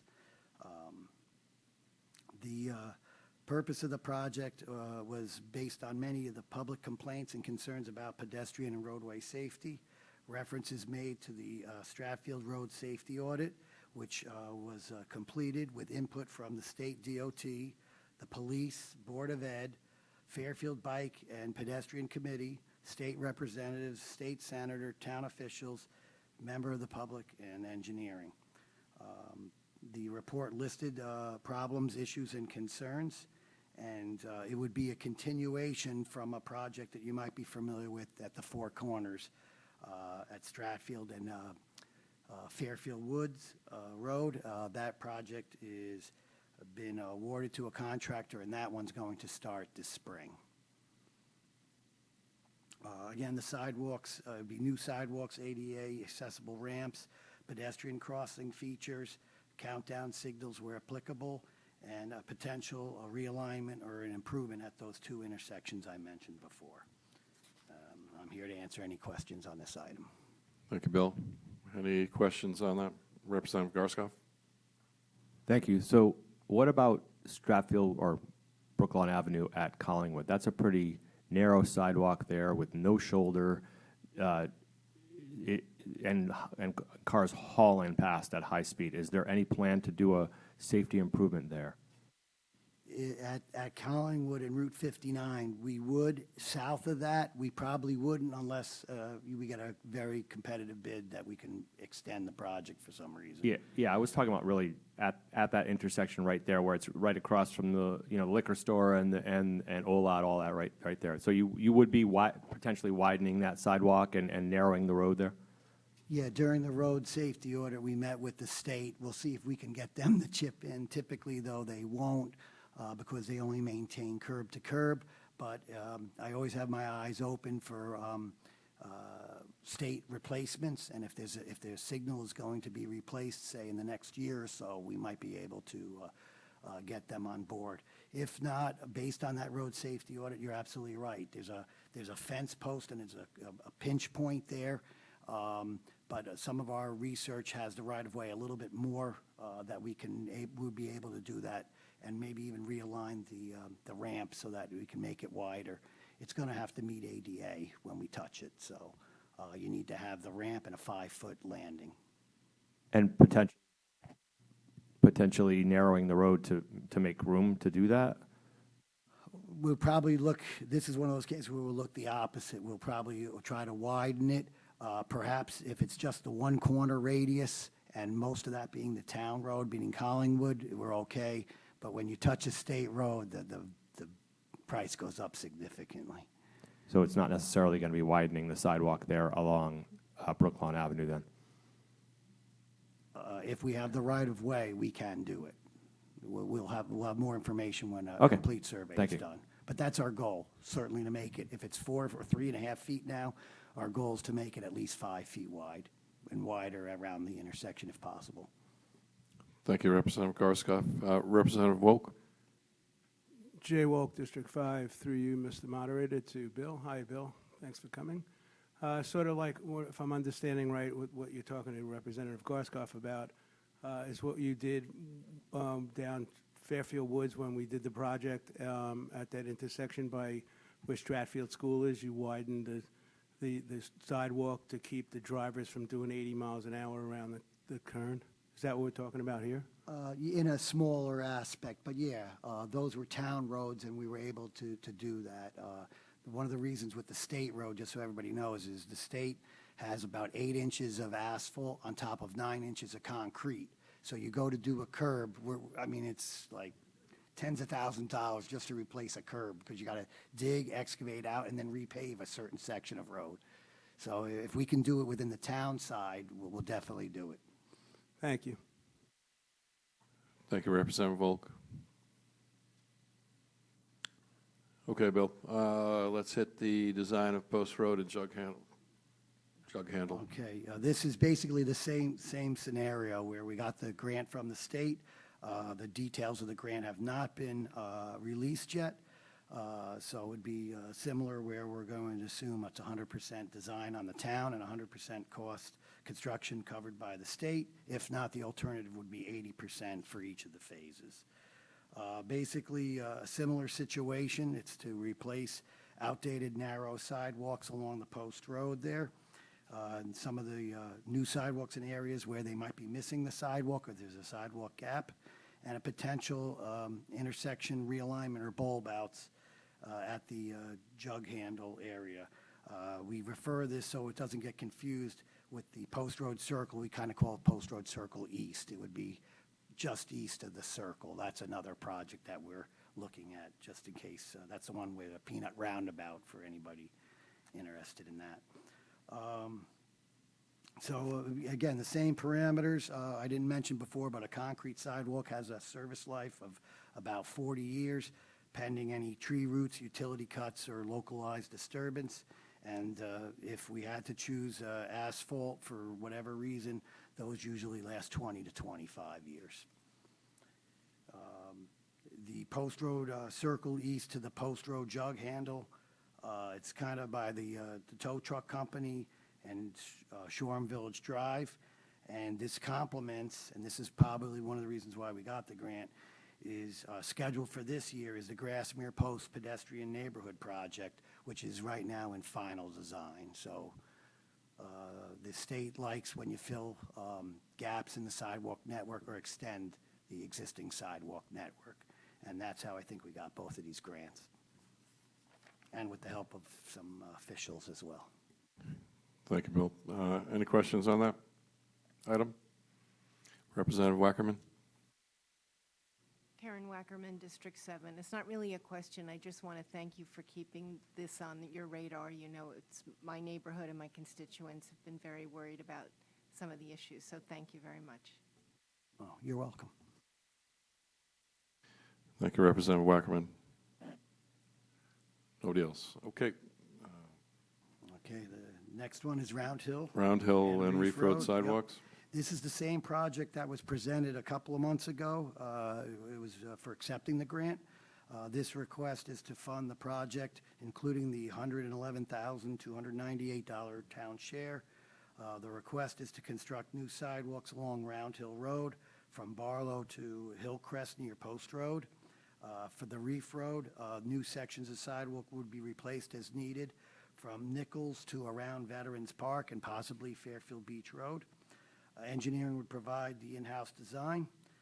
The purpose of the project is to provide connectivity and fill in the sidewalk gaps in the network. The property owners along Round Hill Road and Ermine Street have waited 3 years for sidewalk funding. And while the Reef Road sidewalks would replace sidewalks in poor condition that we would have to probably replace in a couple years anyway. Similar to the other projects, it will consist of replacing and installing new sidewalks, ADA ramps along those roads mentioned. Cost estimates were based on recent contracts and DOT estimates.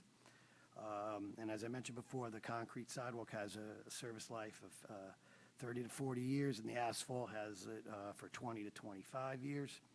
And as it, the $611,298 represents the town share, combined with the STEEP grant, which was for $500,000 reimbursable grant. And then I'll just throw this in. The town did explore using DPW and economic and housing development funding, but essentially that would take away from the other neighborhoods and downtown sidewalks that are scheduled for next year, fiscal year 24. Thank you. Any questions? Okay, seeing none, we have the Lower Wharf Fishing Pier. And I see you brought some heavy hitter backup with Ms. Taylor here. Yeah, just in case, we have Kim Taylor from the Harbor Management Commission. The Harbor Management Commission recently submitted preliminary design and permitting to the Connecticut DEP for the Lower Wharf improvements and a complete replacement of the fishing pier. Half of the fishing pier was left in decay in its natural state due to budgetary reasons, while the westerly portion was recently closed due to the poor condition of the piles and had suffered damage from the December nor'easter. The fishing pier is a popular spot enjoyed by many members of the public, fishing, wildlife viewing, and people enjoying the views of Long Island Sound and Southport Harbor. It is one of only 3 public access areas in Southport. The stone retaining walls need repointing and resetting, while some sections need replacement. The retaining walls that hold up the lower wharf land, if untreated over time, will continue to scour, and the sections of the park would be lost forever, as DEP doesn't allow you to replace anything that washes away. The proposal includes replacement and repair and replacement of the stone retaining walls and the complete replacement of the fishing pier. The Harbor Management Commission has hired a consultant that will provide the survey plans, permit, and specifications for contract bid. The HMC is also seeking Port Authority grant to cover 80% of the project costs, but confirmation of this grant and its approval are not guaranteed at this moment, and it would be needed to, we would seek grant conditions prior to any construction expenditures. The project is bonded or will be bonded as part of the non-recurring capital of 2024. The fishing pier is estimated to have about a 30-year service life with routine maintenance, 25 years or so for the decking, and 40 to 50 years for the piles. So I'm here, and so is Kim, to answer any questions. Thank you, Bill. Any questions? I think most of us have seen the pictures of the last from December of the damage. Okay. I think that's it for you, Bill. Well, thank you very much. Thank you. All right. Mr. Papa George.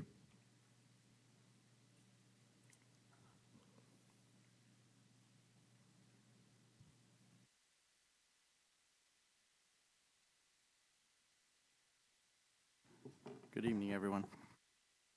Just to clarify, I've been in the building since 8 a.m. this morning.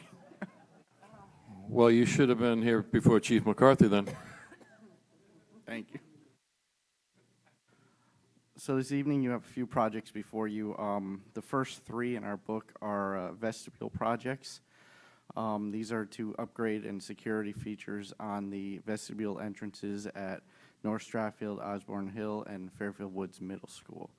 I can tell you that the funding for this is based on current projects and experience with other facilities that we've already done this to, and we are expecting to apply for state reimbursement for this program. I can't go into detail as to what we do for this type of upgrade, but I can answer any questions on those 3. Thank you. Any questions from the body? All right, that was quick. Let's go to our favorite subject, boilers. Boilers. So well, one of our favorites, boilers, air conditioning. So just to clarify, roofs. This is the Fairfield Ward High School. This is the boiler burner, which kind of sounds funky, but it's actually the burner that's attached to the boiler that we're looking to replace. The boilers were replaced, but the burners at the time still had life in them, so they were not replaced. This funding is to just for the initial funding to go out for planning and to get ready for documents and budgeting for next year to actually do the project.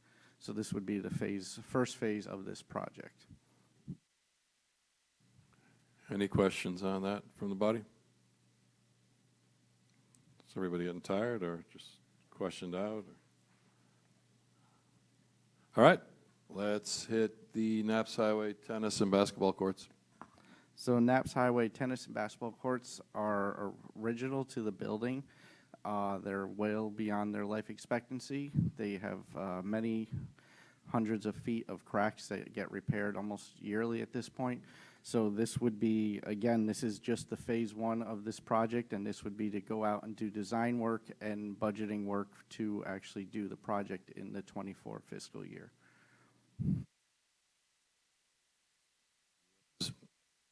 Representative Galdenzi.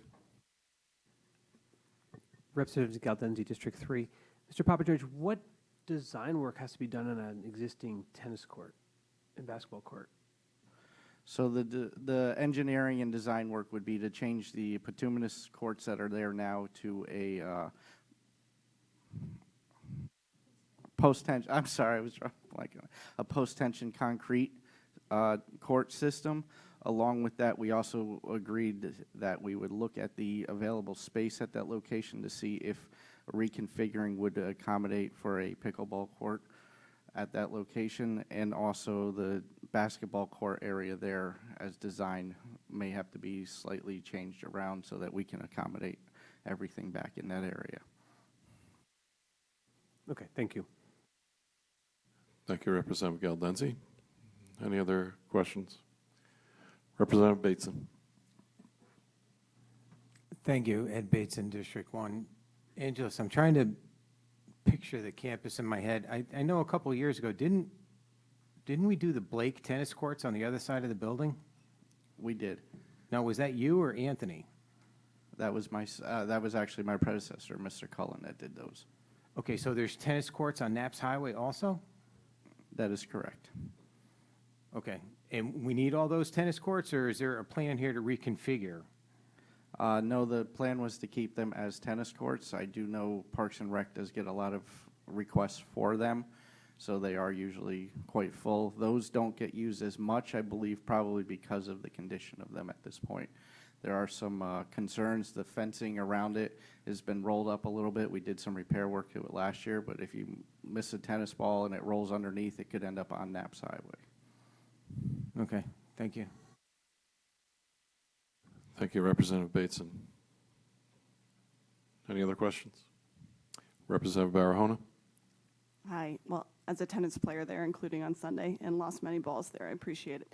I am just confused, and I might just be reading it wrong. It says in one, in the backup, I think page 1, the Exhibit A, it said that $575,000 was allocated for the, oh no, I'm sorry,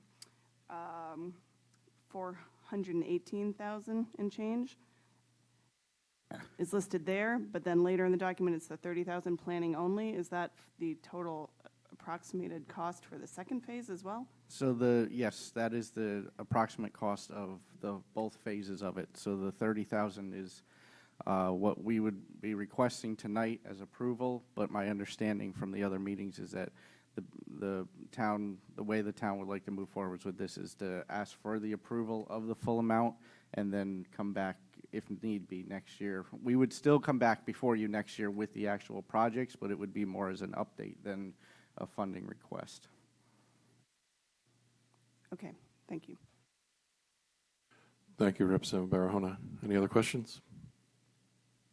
Representative Garskoff. Thank you. So we would be approving your estimated costs for the project, but you're going out for design to develop a cost for the project?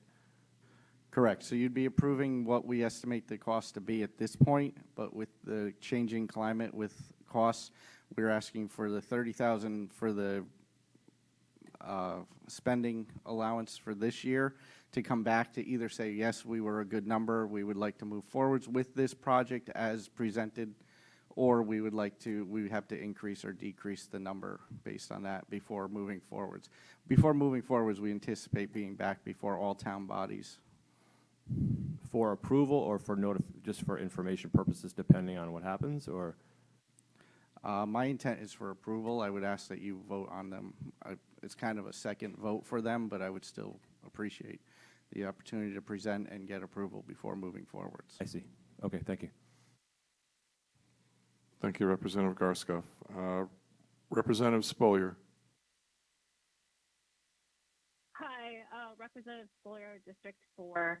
I was just wondering, you mentioned that you have lots of requests for tennis courts and that there's more requests than supply, I guess. And are those requests just coming from school-based programs, or are they coming from members in the community?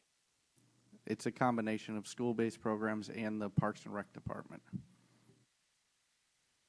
And is there a online form where one can go to request the use of the tennis court, or in the future if there's a pickleball court placed there?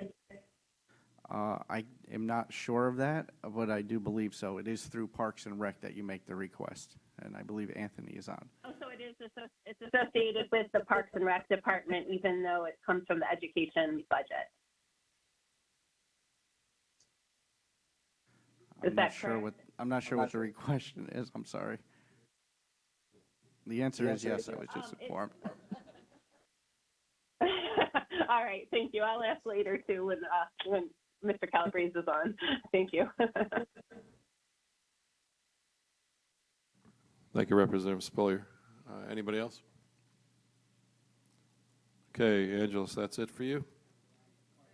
Yep. Oh, well. Yeah, I mean, let's go. Representative Kuhn. Hi, John Kuhn, District 7.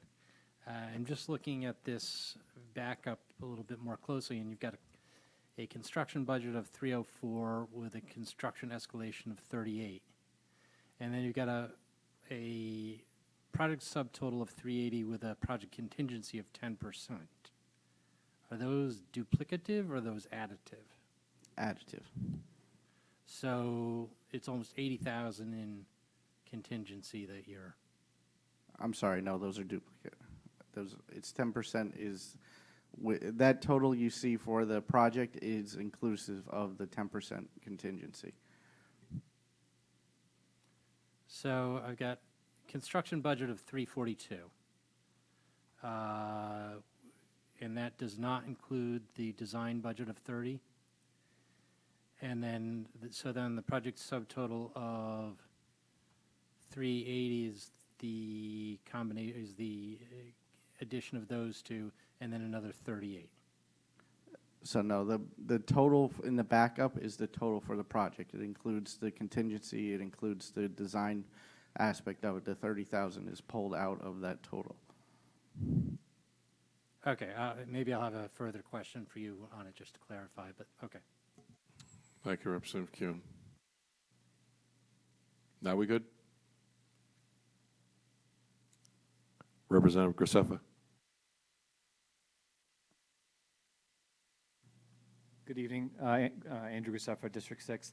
I wanted to know if the cost estimation for the court replacements at Fairfield Ward, which are using post-tension concrete, and then the court replacements that were in the Parks and Rec budget, they seem to have a discrepancy based. Your costs seem to be much lower than what Parks and Rec costs would be for fewer court replacements. I want to know, not necessarily that you can speak to Parks and Rec numbers or he can speak to your numbers, but to see that what could be the discrepancy between those two. So our numbers were based on the last tennis courts we did, which was Ludlow High School, with a contingency in there. I do believe that our numbers may come in low once we do the design and work. That's why we're asking for the design phase of this up front, so that we can get better before presenting to you again. Thank you. Thank you, Representative Graceffa. Anybody else? Representative Kuhn. Hi, John Kuhn again.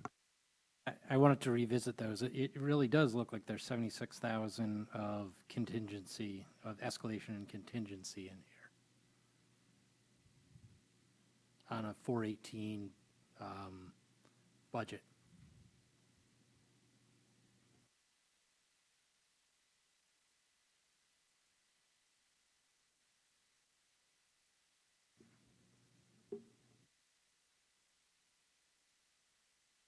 So the 418,362 budget is inclusive of, if you're I don't know if you're looking at the same page I am, page 27.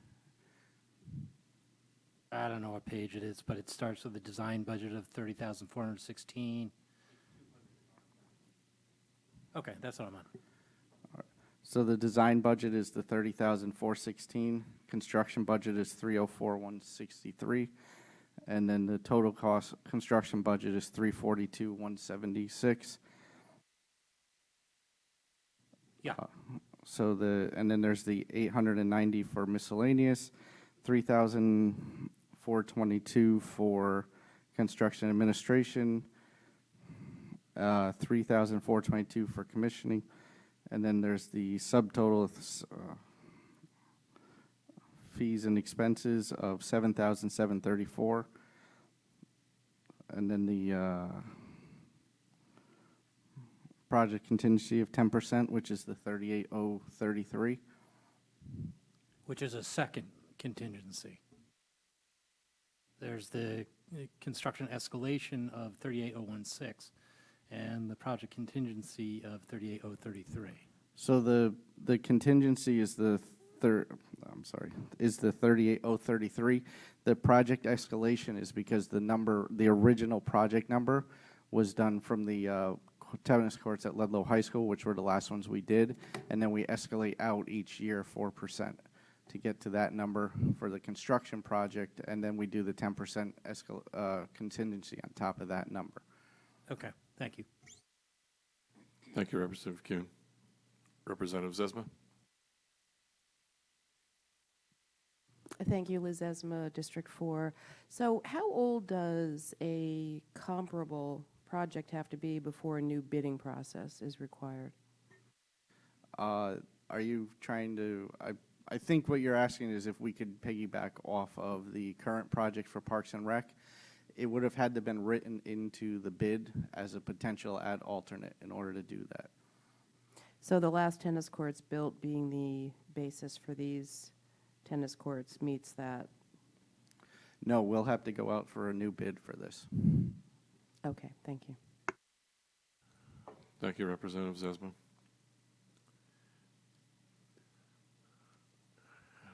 Okay, nobody else? Nobody else online? That's you tonight, Angeles? I have Holland Hill. Holland Hill, okay. Actually, are you doing capital or only non-reoccurring? So no, I do not have Holland Hill. I apologize. I think you're done from the list of these projects. Yes, thank you. I mean, you want to stay longer, be my guest, because you've been here since 8 o'clock this morning. I appreciate that, but I'm going to leave. All right. Have a good night. Thanks. Mr. Calabrese, you are up. Thank you very much, Mr. Moderator. Anthony Calabrese, Director of Parks and Recreation. First project that I will speak to is the H. Smith Richardson Driving Range renovation. We are requesting $275,000 for what we're calling Phase 1.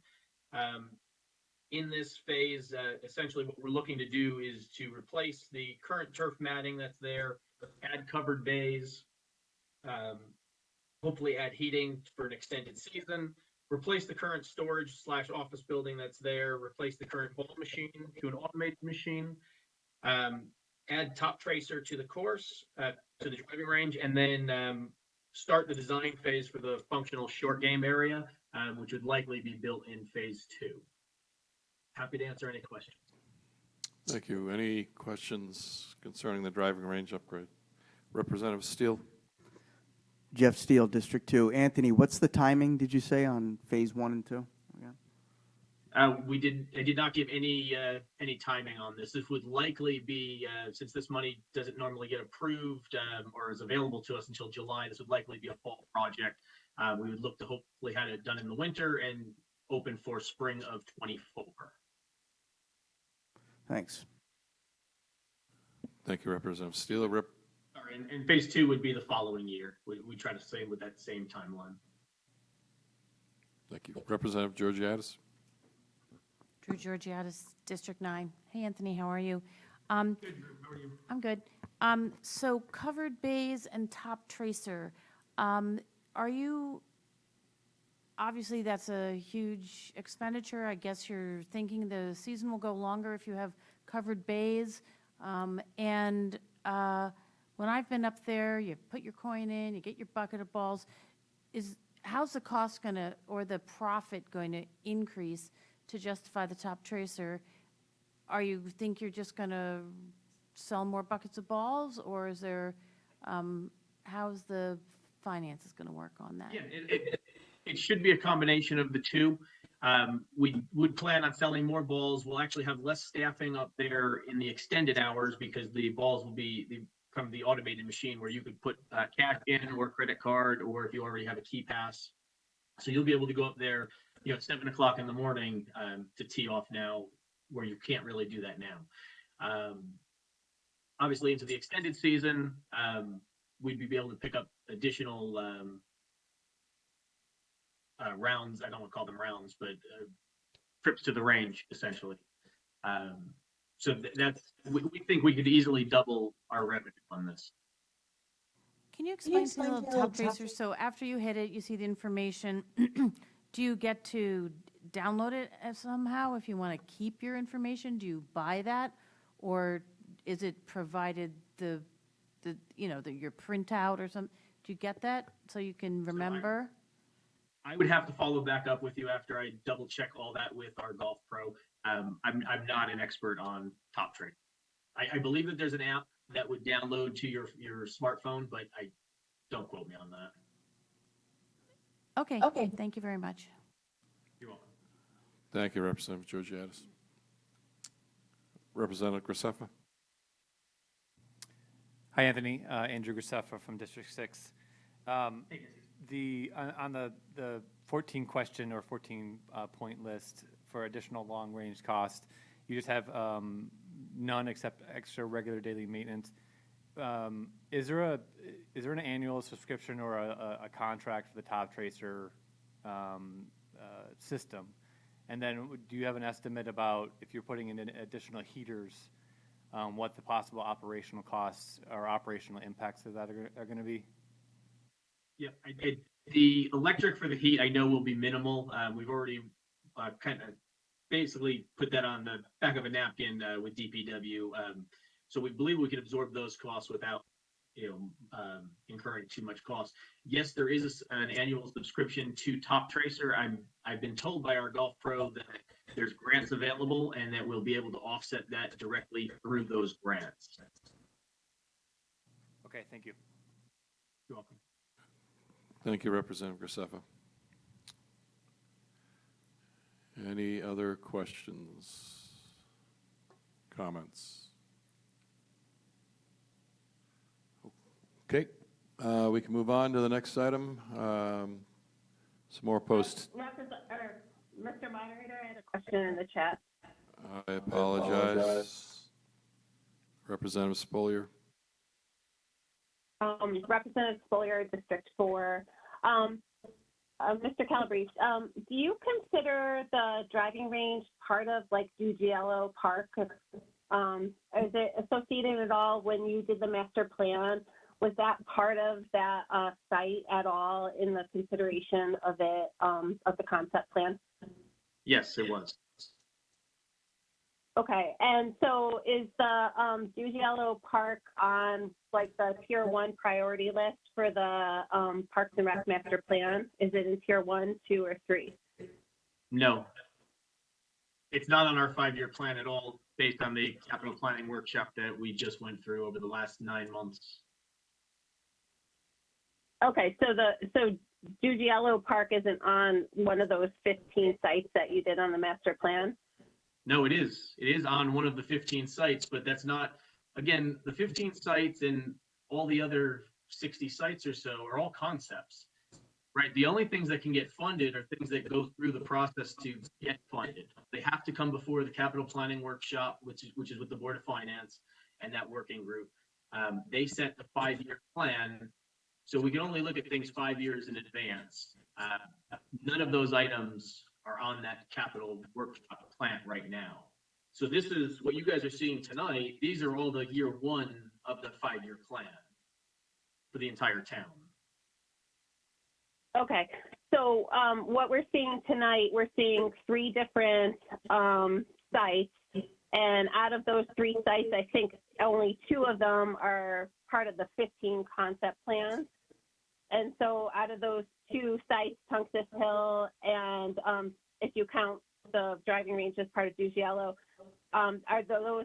you would say are in the top priority or tier in your 5-year master plan goals?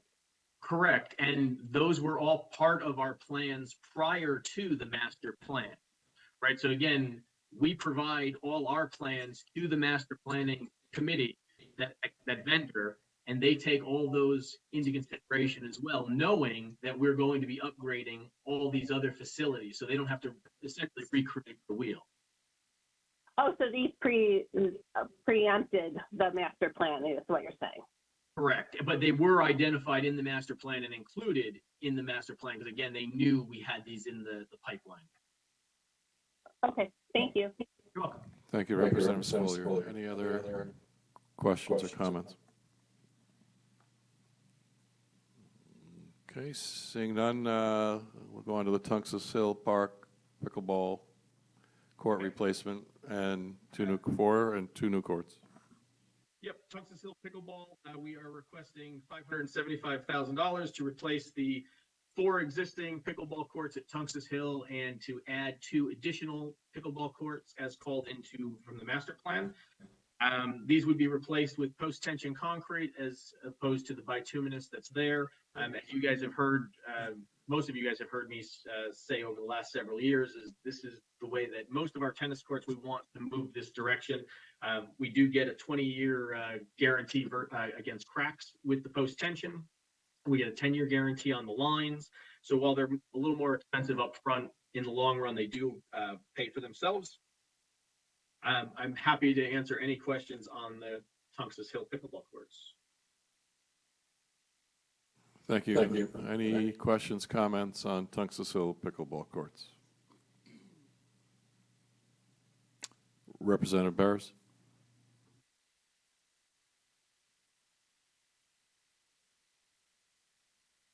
Anthony, Representative Steve Barrett, District 6. Anthony, correct me if I'm wrong, the 4 pickleball courts at Tungus Hill really only are 2 functional ones now, correct? That is correct.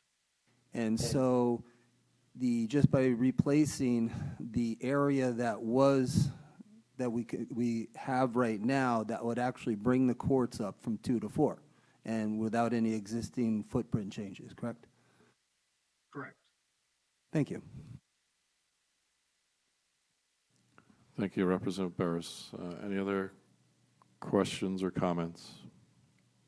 And I just lost my online folks here. Hold on. Representative Vergara. Hi, thank you, Mr. Moderator. Jill Vergara for District 7. Can you hear me? Yes. Okay, great. Hi, Anthony. I just wanted to see if you could separate out the cost for just the 2 additional pickleball courts. I can. I believe it's $225,000 to replace the 4 pickleball courts that are there now.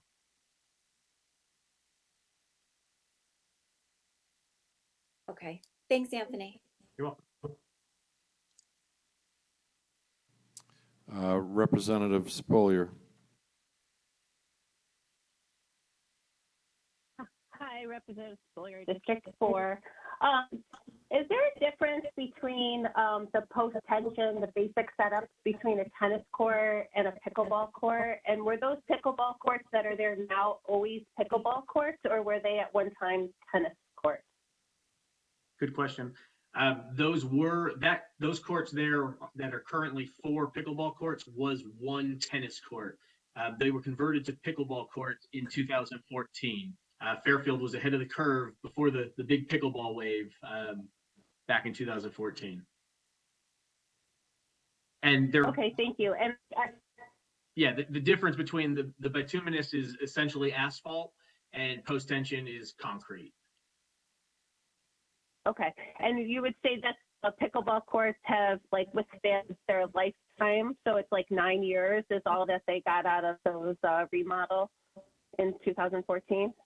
Correct, and all that was remodeled there basically was DPW had inserted the posts for the nets there, and then just relined the court, resurfaced the court. So the actual the bituminous material was not ground up and replaced then. So they've definitely exceeded their 10 to 12-year life expectancy. Okay, thank you. I have a few other questions. I know how important, like going over the master plan, that's adding pickleball courts throughout our town is really important.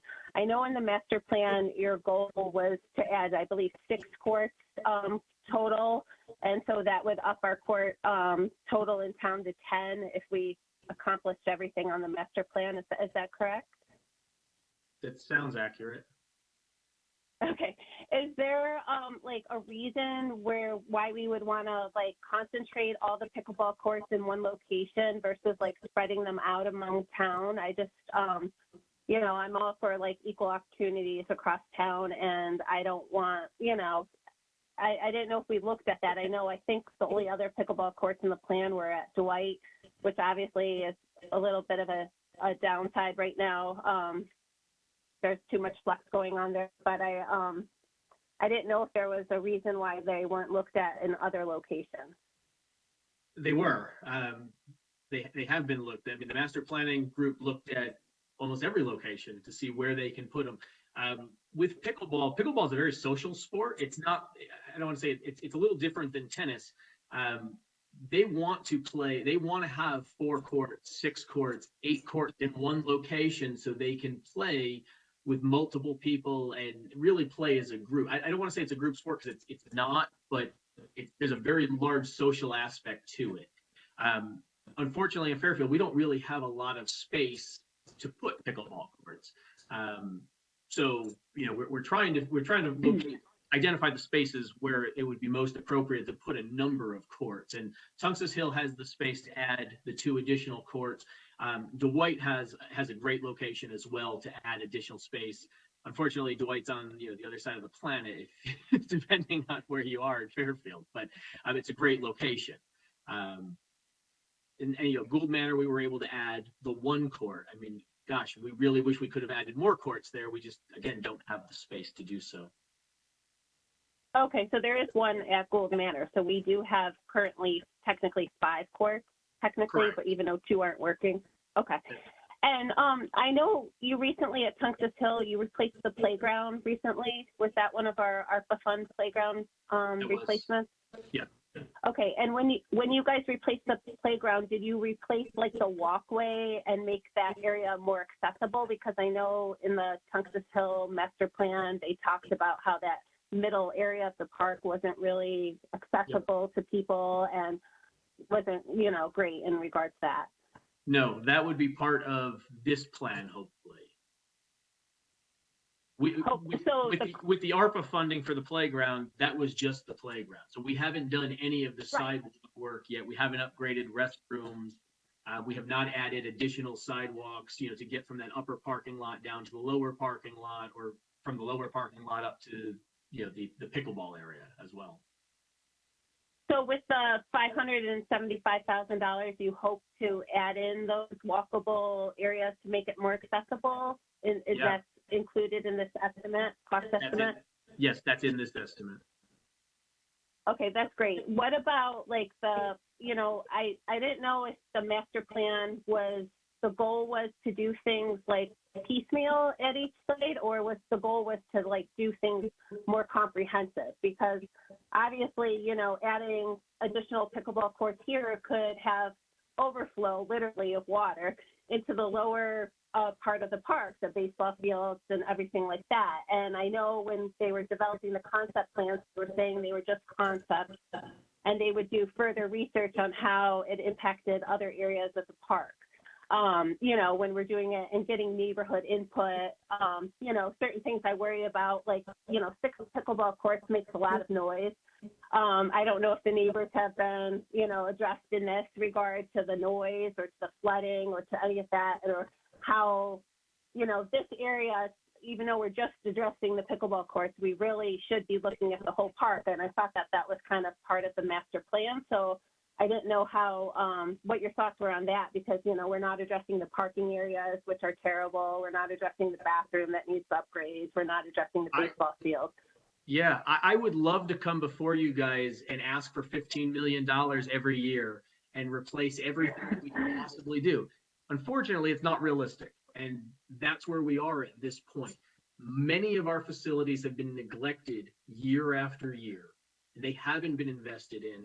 And that's just the reality of it. So yes, we're definitely playing some catch up right now. And I don't like the term piecemeal, but yes, I mean, these pickleball courts need to be replaced. That has been on our agenda, our to-do list for a while. So here we are. While I would like to look at the entire overall park, I can't come forward with a $3 or $4 million project and be confident that that's going to get through. I'm confident that the pickleball courts need to be done, and I think that there's enough support out there in the community that understands that needs to get done. Will this always be the way? Gosh, I hope not. I really would. I would like to think that we just worked on this master plan for over a year and that we'll be able to start attacking things in bigger chunks, holistically at certain locations around town. Am I worried about, I saw the email from Mr. O'Connell. Am I worried about drainage and flooding, the neighborhood or the lower field?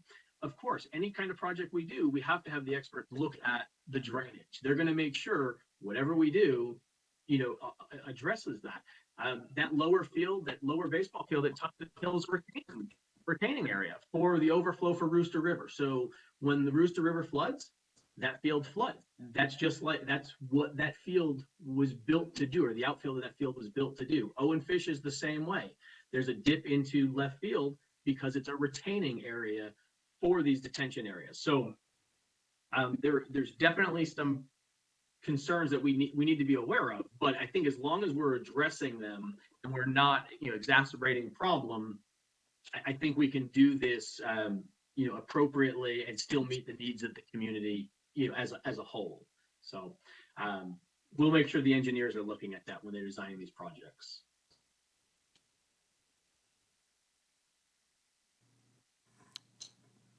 Thank you, Representative Spolier. Representative Vergara. Hi, Jill Vergara for District 7. Anthony, you said that the walkways were included in this plan and I didn't see a breakout. Can you tell me approximately how much that would cost in this plan? For the walkways, it'll probably be less than $30,000. It's nominal. Okay. And this is a significant park for Fairfield National. Did you reach out to the league at all to get their input on any kind of negative impacts it might have on their fields or playing there, parking, anything like that? No, we're actually redesigning the upper parking lot, and we created more space for them by moving the salt shed out of the parking lot and onto the grass area. So the parking should actually be improved on that upper field. They don't play on the lower field. I thought they practiced on the lower field. They don't. Okay, because I had spoken to someone who was concerned about some maybe potential exacerbation of the water issues there on the lower fields. Yep, and like I said, we'll have the engineers address that, but the Little League plays on the upper field, Babe Ruth plays on the lower field, the high school plays on the lower field, but again, pickleball hasn't been an issue there, and parking really hasn't been an issue there. The major issue with parking was the upper lot because it's unstriped. Half of the year it has the salt shed in it, so it takes up a lot of the space. Those are the main issues in that upper parking lot. Okay. Would you do me a favor and just reach out to the heads of Fairfield National just to make sure that they're on board with all the changes to this park, since it's such an important park for them, and I know we would do the same with Fairfield American. Sure. Thank you. You're welcome.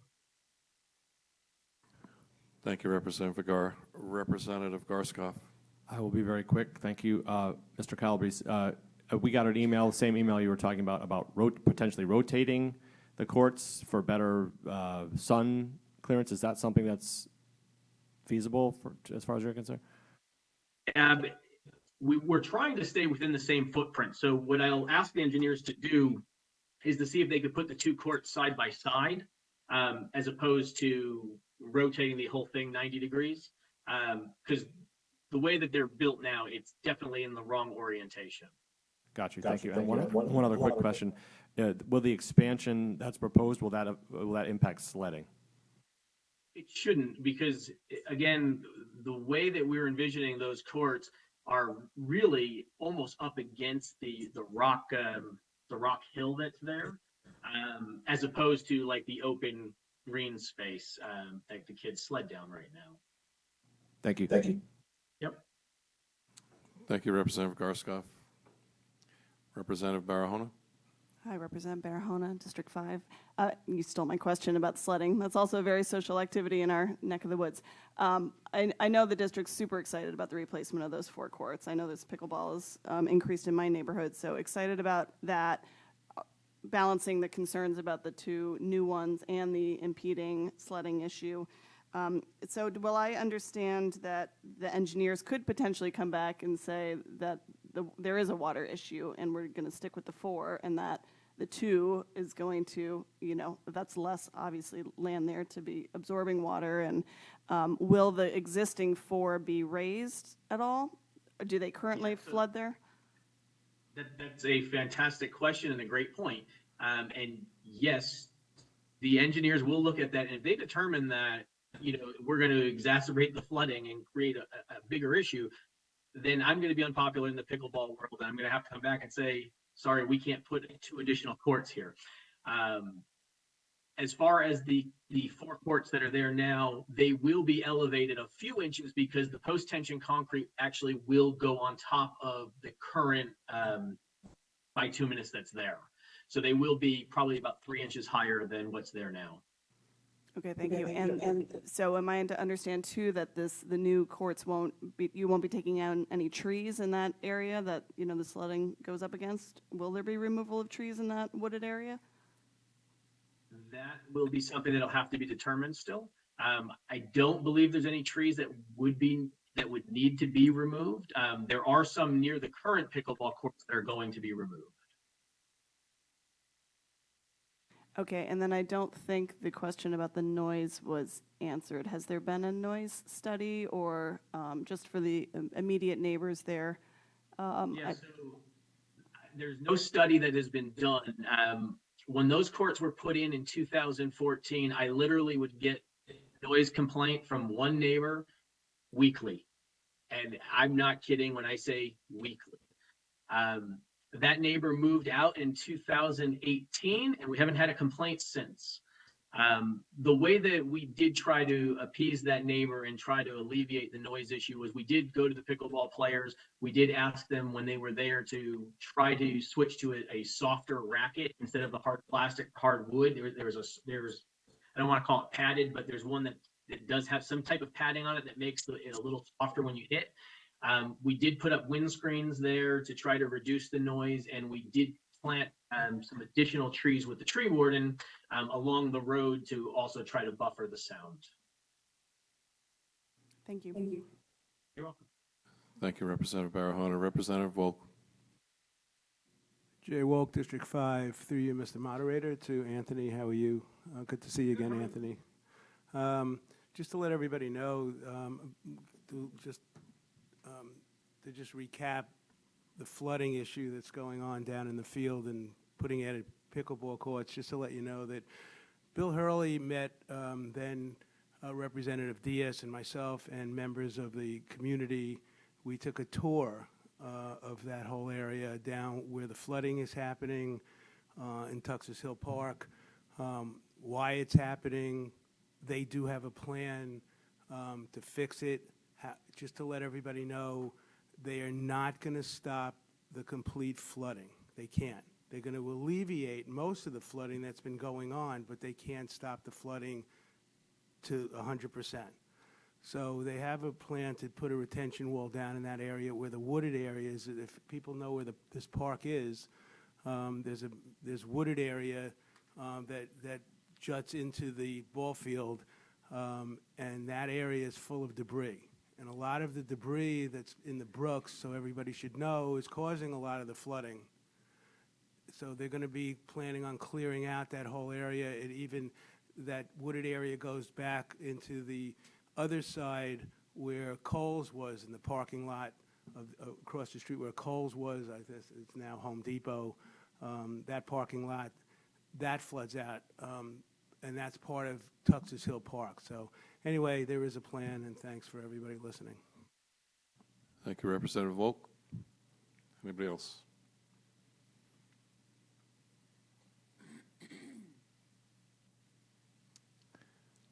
Okay, Anthony, I don't see any other questions on that item. I think you just have on the ARPA, the Sergeant Murphy Park.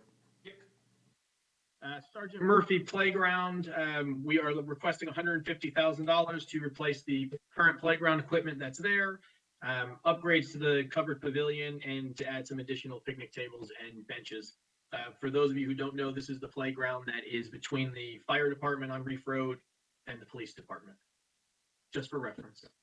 And before anybody else asked me, yes, this was identified in the master plan.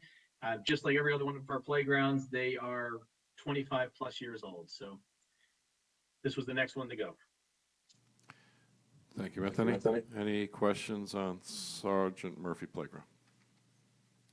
It's reassignment of ARPA funding that's available, so.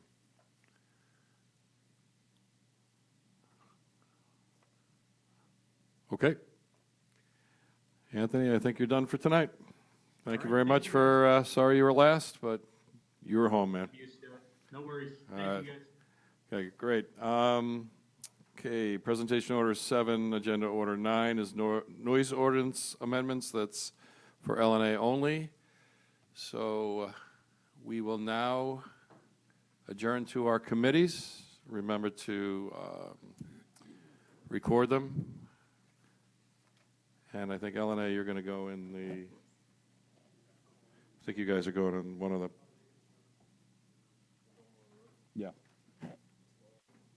I think the door should be open.